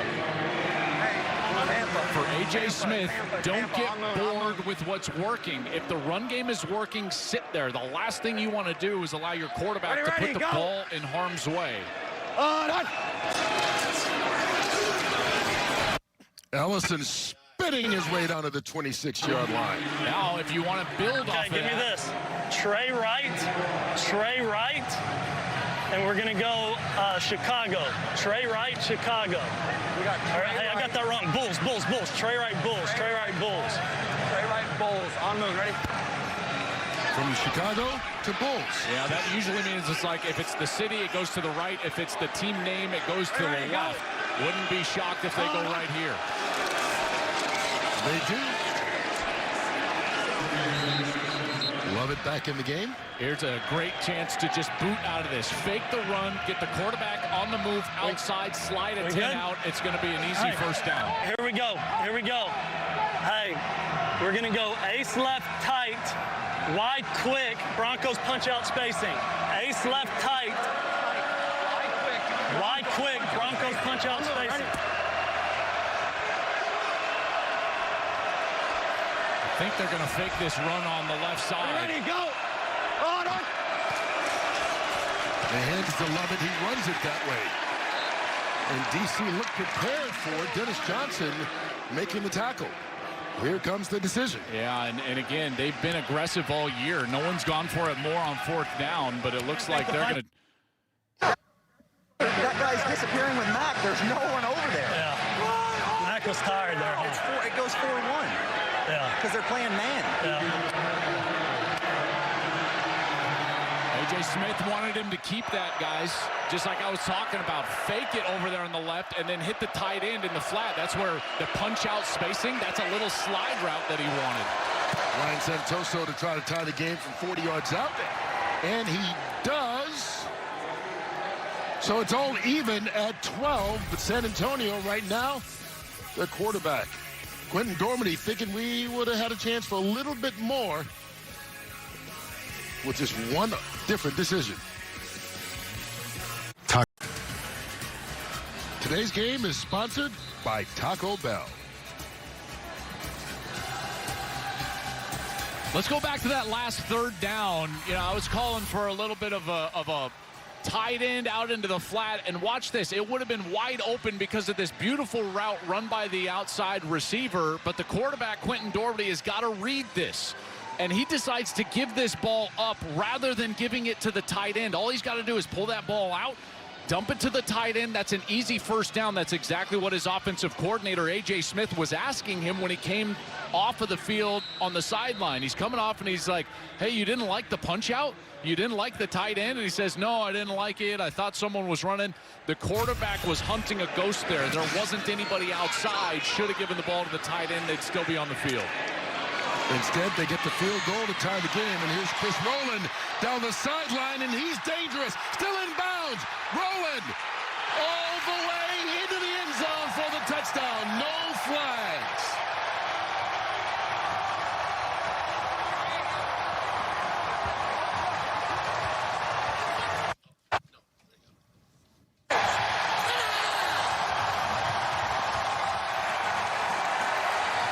79 yards on the kick return for the go-ahead score.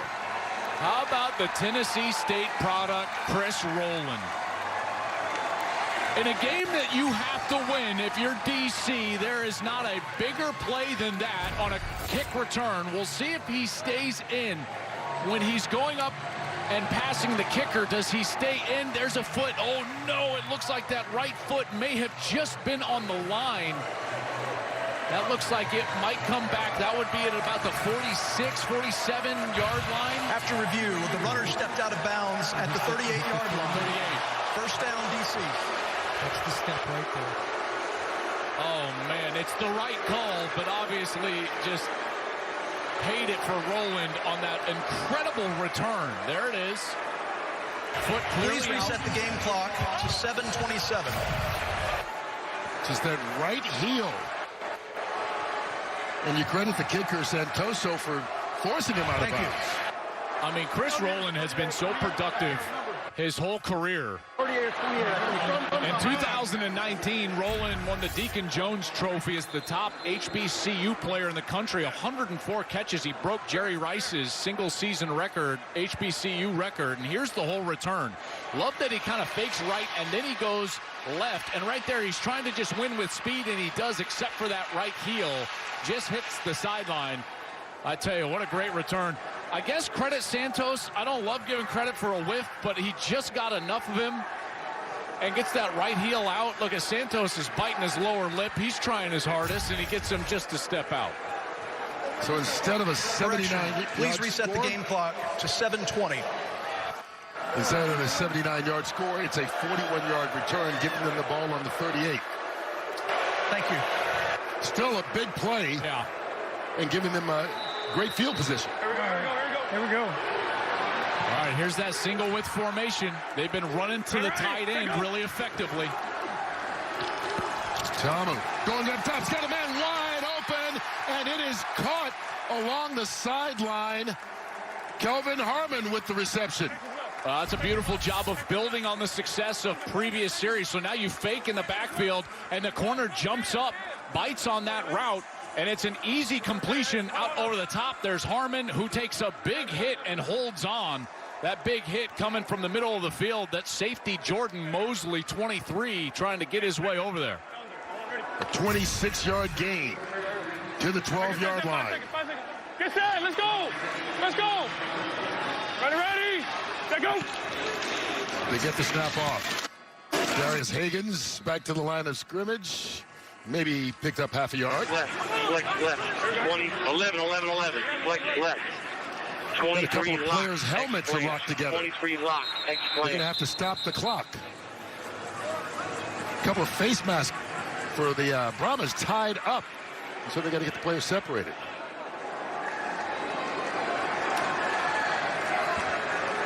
And a little bloody nose as well. No injury timeout.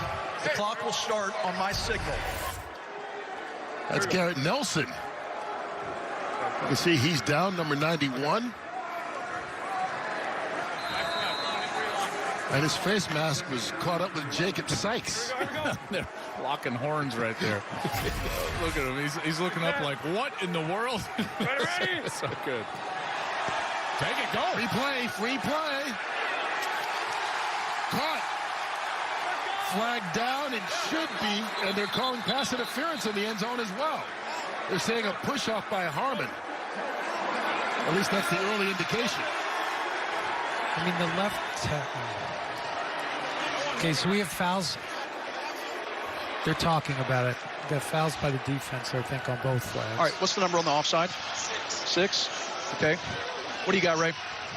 I have OPI 13. And we got fouls by both teams. So we're going to offset, replay second down.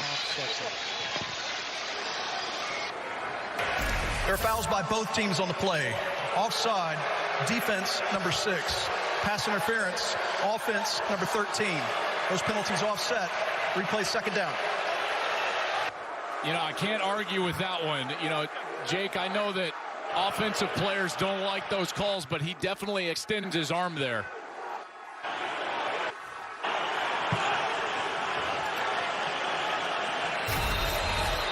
Yeah.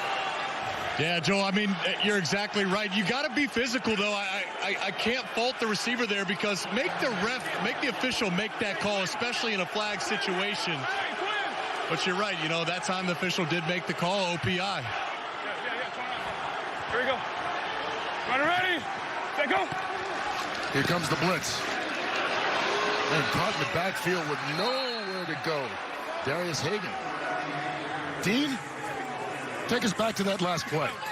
Interesting, because we're watching the defense jump and we thinking, okay, is it unabated? Are we going to shut that down? They let it go for the free play, and then we had the extension of the arm. That's really what you're looking for. Does he extend the arm to create that space? And we had some good looks on the broadcast, and it was a foul, so we had offsetting fouls, and we're going to replay the down. All right. Dean Blandino in our U.S. Army Command Center. Thank you, Dean. Let go. Loss of a yard or 2 yards on the last play, 3rd and 11. Towards the end zone, caught. Touchdown, Kelvin Harmon.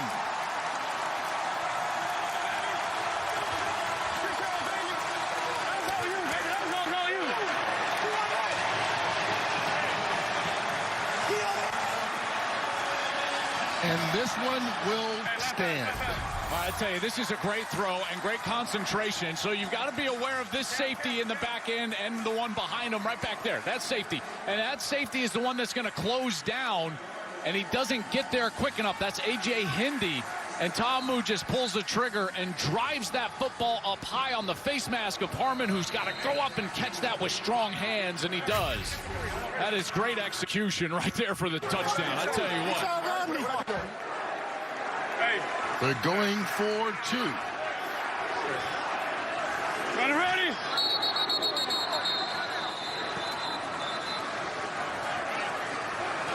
Defenders calling timeout. DC, they're first. 30 seconds. Here. DC trying to figure out exactly what they want to call for a 2-point play. Yeah. I was still going to go. We're still good. No, you're good. I like that. So ace left, now you'll be on the left side. Ace left. Then I got the... Yeah. Ace left. Yeah. And I just say, bro. You on this side over here. Ace left. Ace left. Larry 53. Larry 53. Ace left, Larry 53. Ace left, Larry 53. Let's go, baby.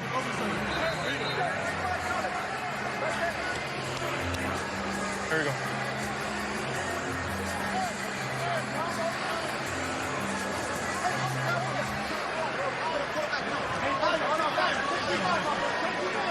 Right? Yeah. Here we go. Here we go. Ready? Let go. Tombo under pressure, out of the backfield. Harris breaks the tackle, fights, being pushed right at the goal line. They stop him just short. And a late flag comes out. What's the flag for? Okay, he's throwing the flag. I think it's San Antonio. Looks like San Antonio grabbing the face mask. See what they have. Defense, personal foul face mask. Yeah, Personal foul 94. face mask. After the play, though. So we're going to enforce that on the kickoff. Yeah, we're going to go to the 10-yard line. 94? 94. Okay. Yeah, he's got the face We're mask. going for full 15, though, for that. Yep, I saw it. The ruling on the field is the try was no good. After the play, personal foul, face mask, defense number 94. That 15-yard penalty will be enforced on the kickoff. Timeout on the field. You can see it was Jalen Dalton after the play was over, so the 2-point conversion doesn't count. What is important is the 13-yard touchdown pass. Jordan Ta'amu to Kelvin Harmon. Their leading receiver gives the defenders the lead.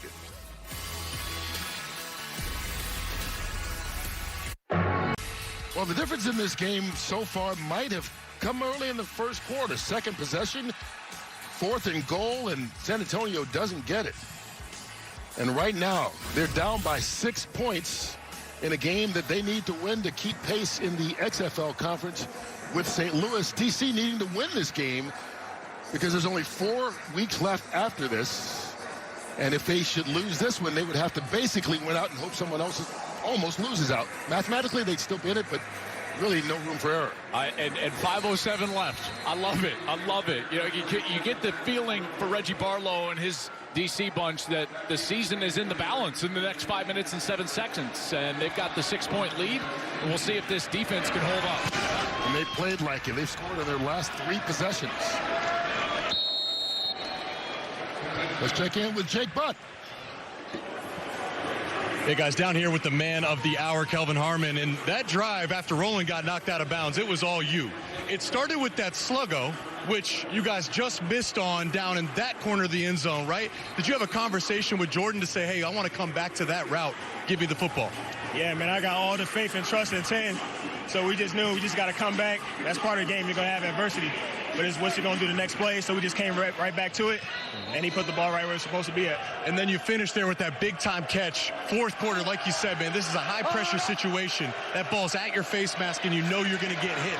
Take us through that play and how you were able to come down with the ball. Man, that was a perfect ball. As soon as I broke on that dig, he just put it right before. He protected me right before the safety could hit me. And I just trust my hands, and I tucked it right away because I didn't want to be in the hospital. That's exactly right. And everyone was calling you a beast on the sideline, man. Thank you so much. You know, Harmon, he came in their leading receiver. That's his 3rd touchdown of the season. Remember, he was a 6th-round pick of the Washington Commanders back in 2019. Rookie season off to really a good start, 30 catches, and then tore his ACL. And really never able to bounce back at the NFL level.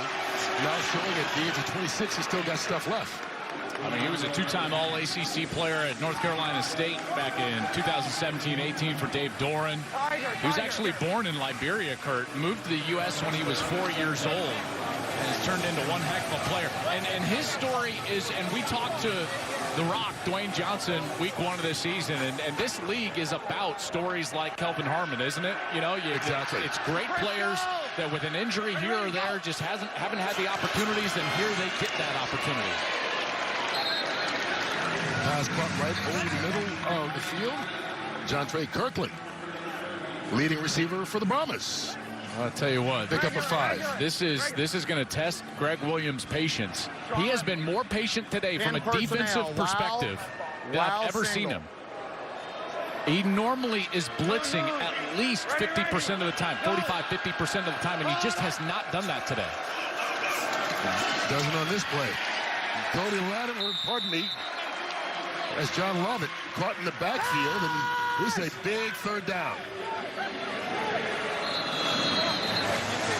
There's an injury on the field. I think that is Lovett, Kurt, that's down. Watch out. He's popping up now.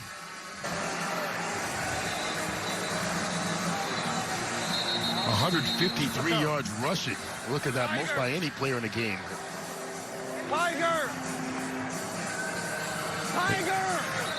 Well, they better cover Cody Latimer here, guys. I think Cody Latimer, Jontre Kirkland, that's where this ball is going. Number 3, number 13. 3 is the one that has the best matchup, but 13 is the one with the most catches. 3 is in the slot on the left, 13 in the slot on the right. They go to the right. Oh, and he fell down. Kirkland was the guy. He tripped up. Deontay Anderson almost picked it off. Well, they get man-to-man coverage. Kirkland is one-on-one right here, and he wins. He's got a nice route and a nice win. Normally tries to step up, give him a ball, and he just trips before he can go and try to make that catch. They're lucky that that ball wasn't intercepted by Deontay Anderson, number 9, the safety coming over the top. So Kiki Cutie back deep. Timeout. DC, their second. 30 seconds. There must be a personnel issue here. Yeah. Punt return!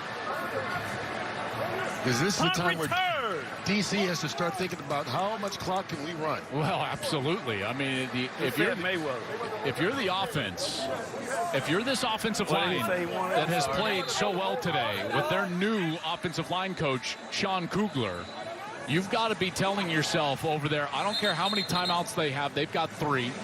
They've still got the 2-minute warning. We need 2 first downs. We go out there, we get a couple of first downs, and we end the game on the field as an offense. That's what Sean Kugler's telling his guys, the offensive line, and that's what Jordan Ta'amu, the quarterback, that's what I would be telling that offensive huddle.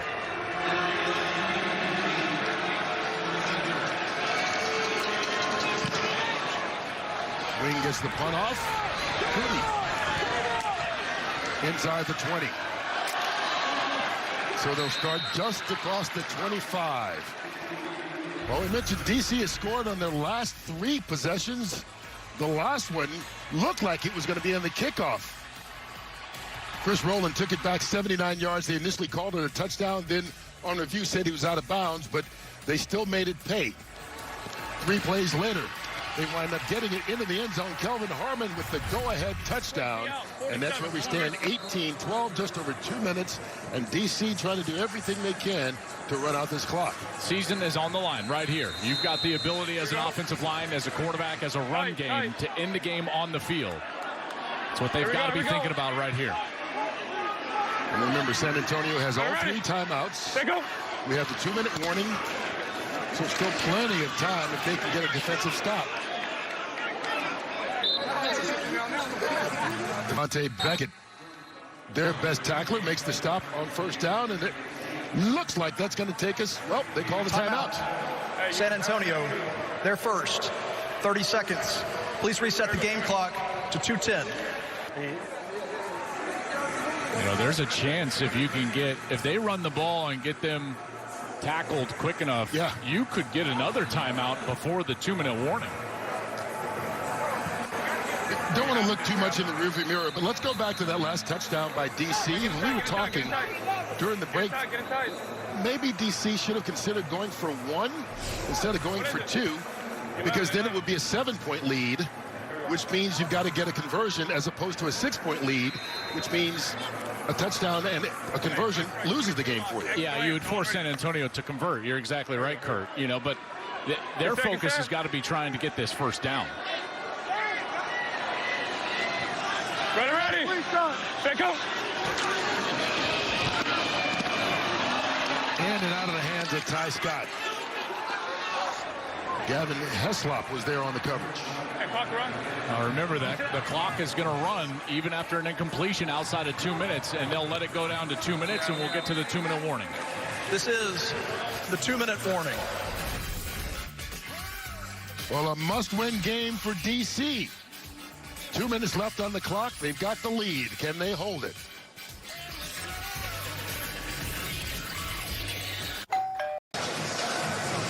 Well, San Antonio hoping they can get the ball back one more time, down by 6, because they need to win to keep pace with the top spot, which is currently held by St. Louis right now in the XFL Conference here in the UFL. Top 2 teams in each conference make the playoffs. DC needing this basically to stay alive. Ready. Set, go. On 3rd and 8. Quick pass, caught for the first down. And breaking away from a tackle, Kelvin Harmon. There he is again. There's that man. 23 yards. What a catch. And this is a great throw as well from Ta'amu. They're going to get the slant right here on the right side. And it's just straight drop back. They put the faith in their quarterback in that passing game, and Harmon comes away with it. He's 6'2", 215. It's a big target on the outside. And I tell you what, that is some serious execution with the game on the line, and now San Antonio is up against it. Only 2 timeouts left. 49, I'm on ready. Oh, 29. Harmon now over 100 yards receiving. 8 for 101. Play clock winding down. They get it off. Darius Hagens will keep the clock going unless San Antonio uses a timeout, which they do. Yeah. Game is not over. Timeout. San Antonio, their second. 30 seconds. So DC still has to get another first down in order to completely ice the game. Y'all stay. Either one of you guys, hey, you don't have to fight for extra yards. That's a good point by Reggie Barlow. Don't fight for extra yards. There's that throw. I tell you, that is a great throw. Jake, I'll bring you in on that, because as you know, as a pass catcher, you run those inside breaking routes. The quarterback's job is to frame you up, throw it on your frame, and that's exactly what Ta'amu does there. 100%, and I believe we heard that on the sidelines too, is I just don't want to end up in the hospital, Joel, so just put it on my body so I can catch it. And another thing too is You know, you're taught to catch the ball with your hands, but in traffic, you want to get that ball on your body. So when the ball's in your frame, you can just catch it and immediately pin it on your body, which means the defense doesn't have a chance to break it up. That's right. And the two words that you have to avoid as a coach in any sport is always and never. That's a great point there in terms of using your hands. There is Higgins. Oh, my goodness. He ran out of bounds. And the flag on the plate. You cannot run out of bounds. Holding. Offense, number 18. 10-yard penalty. Second down. Wow. That's the tight end, Alex Ellis. Ty! Scott! Things get a little tighter. I mean, someone be communicating in the offensive huddle. Here we go, here we go, here we go. Do not run out of bounds. What about a zone? Come on, get in touch.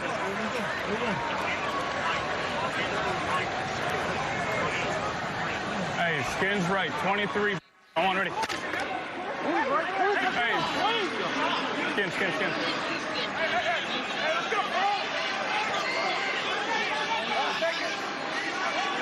Ready. Set, go. Higgins. Dancing around. And San Antonio uses that final timeout.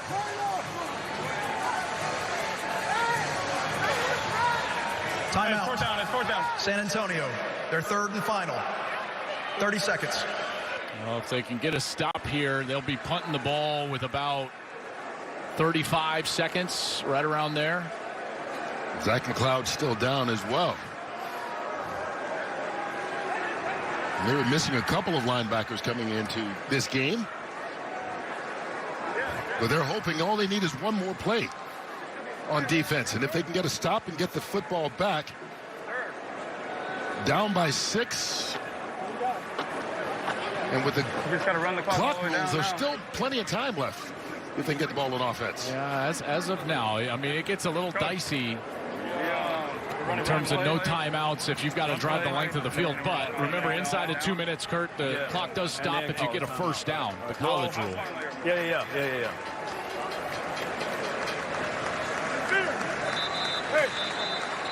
Did you have the play? Good to see McLeod walking off, albeit with a bit of a limp. Got to run the ball. Hey, get her. Here, come here. Sit now. What is it? Troy Bunch left. Stand back. Troy Bunch left. 23 River. I want ready. 23. Troy Bunch left. Troy. All right, San Antonio can't stop the clock. Troy. Kick in. So they're hoping for a quick change of possession here. Hey, 23, yeah. Here we go. Ready. Let go. The end around to Cootie. And he is tripped up, ball came out.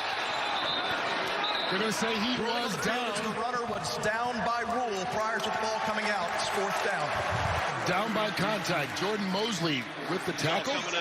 Yes, absolutely. Right elbow is down. You can hear Dean in on it right away. Clock does not stop. Control, elbow down. That's when the ball starts coming loose. Absolutely the correct call. Now the clock will wind down, and they'll punt it away with 30 seconds left.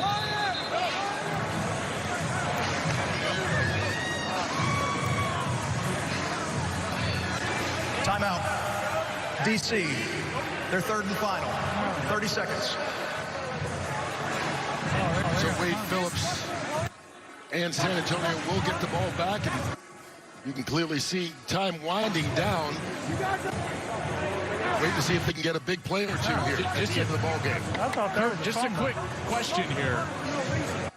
If you're DC, why wouldn't you just take the delay of game, save your timeout, which also saves your super challenge? Right.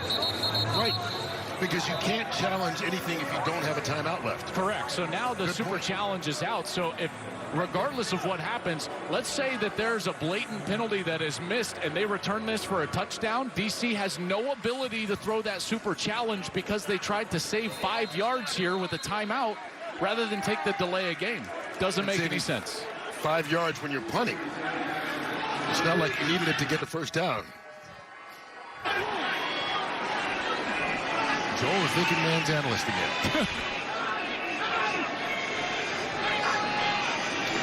High snap. Brooks gets it.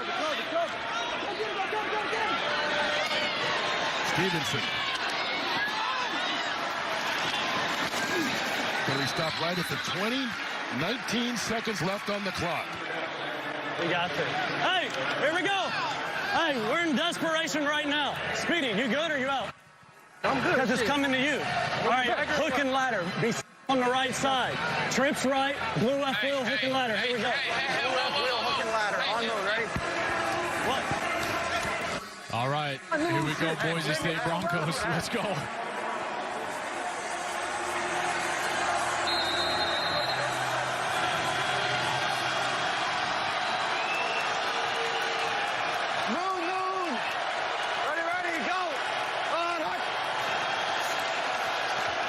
First pass.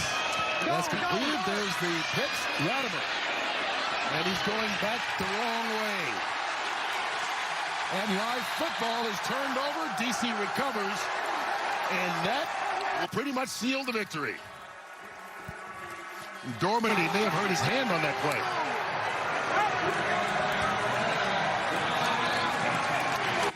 Nonetheless, DC is just a kneel down away from getting the win and getting to 3-3 on the season. And you saw the difference that can make in the playoff hunt. Yeah, there's no doubt. And I'll tell you, what a second half. What a fourth quarter.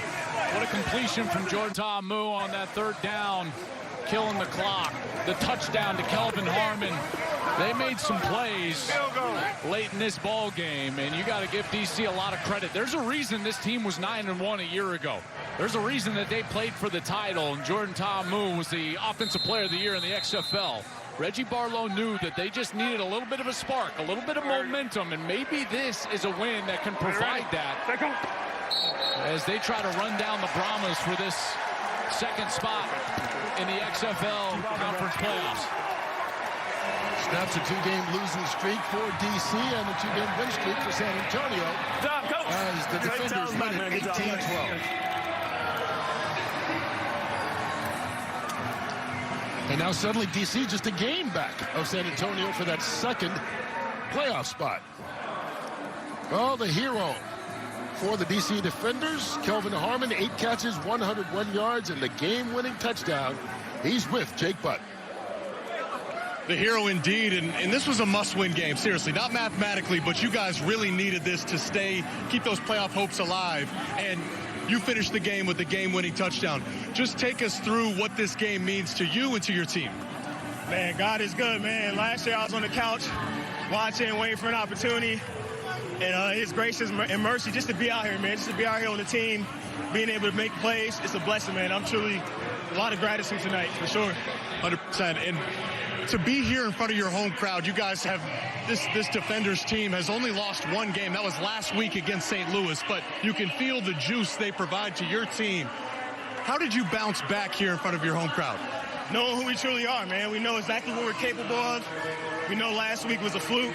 We just came back at practice and look at each other in the mirror. What can I do better?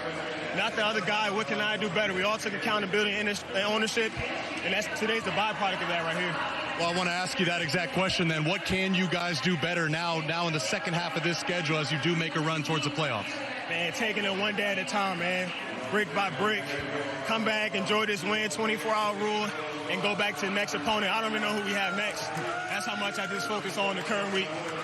Well, it's great to see you back healthy, back out here on the field. You're an amazing story. Great game. Thank you.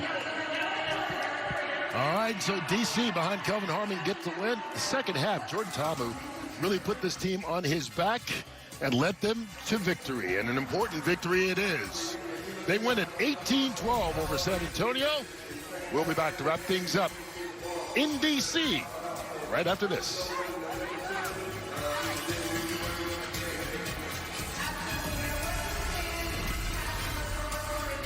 You found them.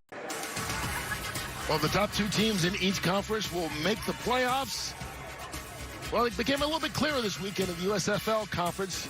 And with this DC victory over San Antonio, it got a lot more interesting in the XFL. Our player of the game brought to you by Simply Spiked. I think it's pretty easy, right? Kelvin Harmon, what a day Harmon had. And when they needed it most, they went to Harmon for the biggest plays, and he executed the touchdown catch. He had 8 catches for 101 yards. I'd say he was fantastic. The third down, the touchdown. Kelvin Harmon, our player of the game. First DC receiver, over 100 yards all season long, and it couldn't have been more timely. All right, DC gets the win. 18-12 is the final. We'll be back on Fox next weekend with a huge game on Saturday. It's St. Louis who leads the XFL conference at 5-1 against 6-0 Birmingham, who leads the USFL conference. For Joel Klatt, Jake Butt, and our entire Fox Sports crew, I'm Kurt Menefee. So long, everybody.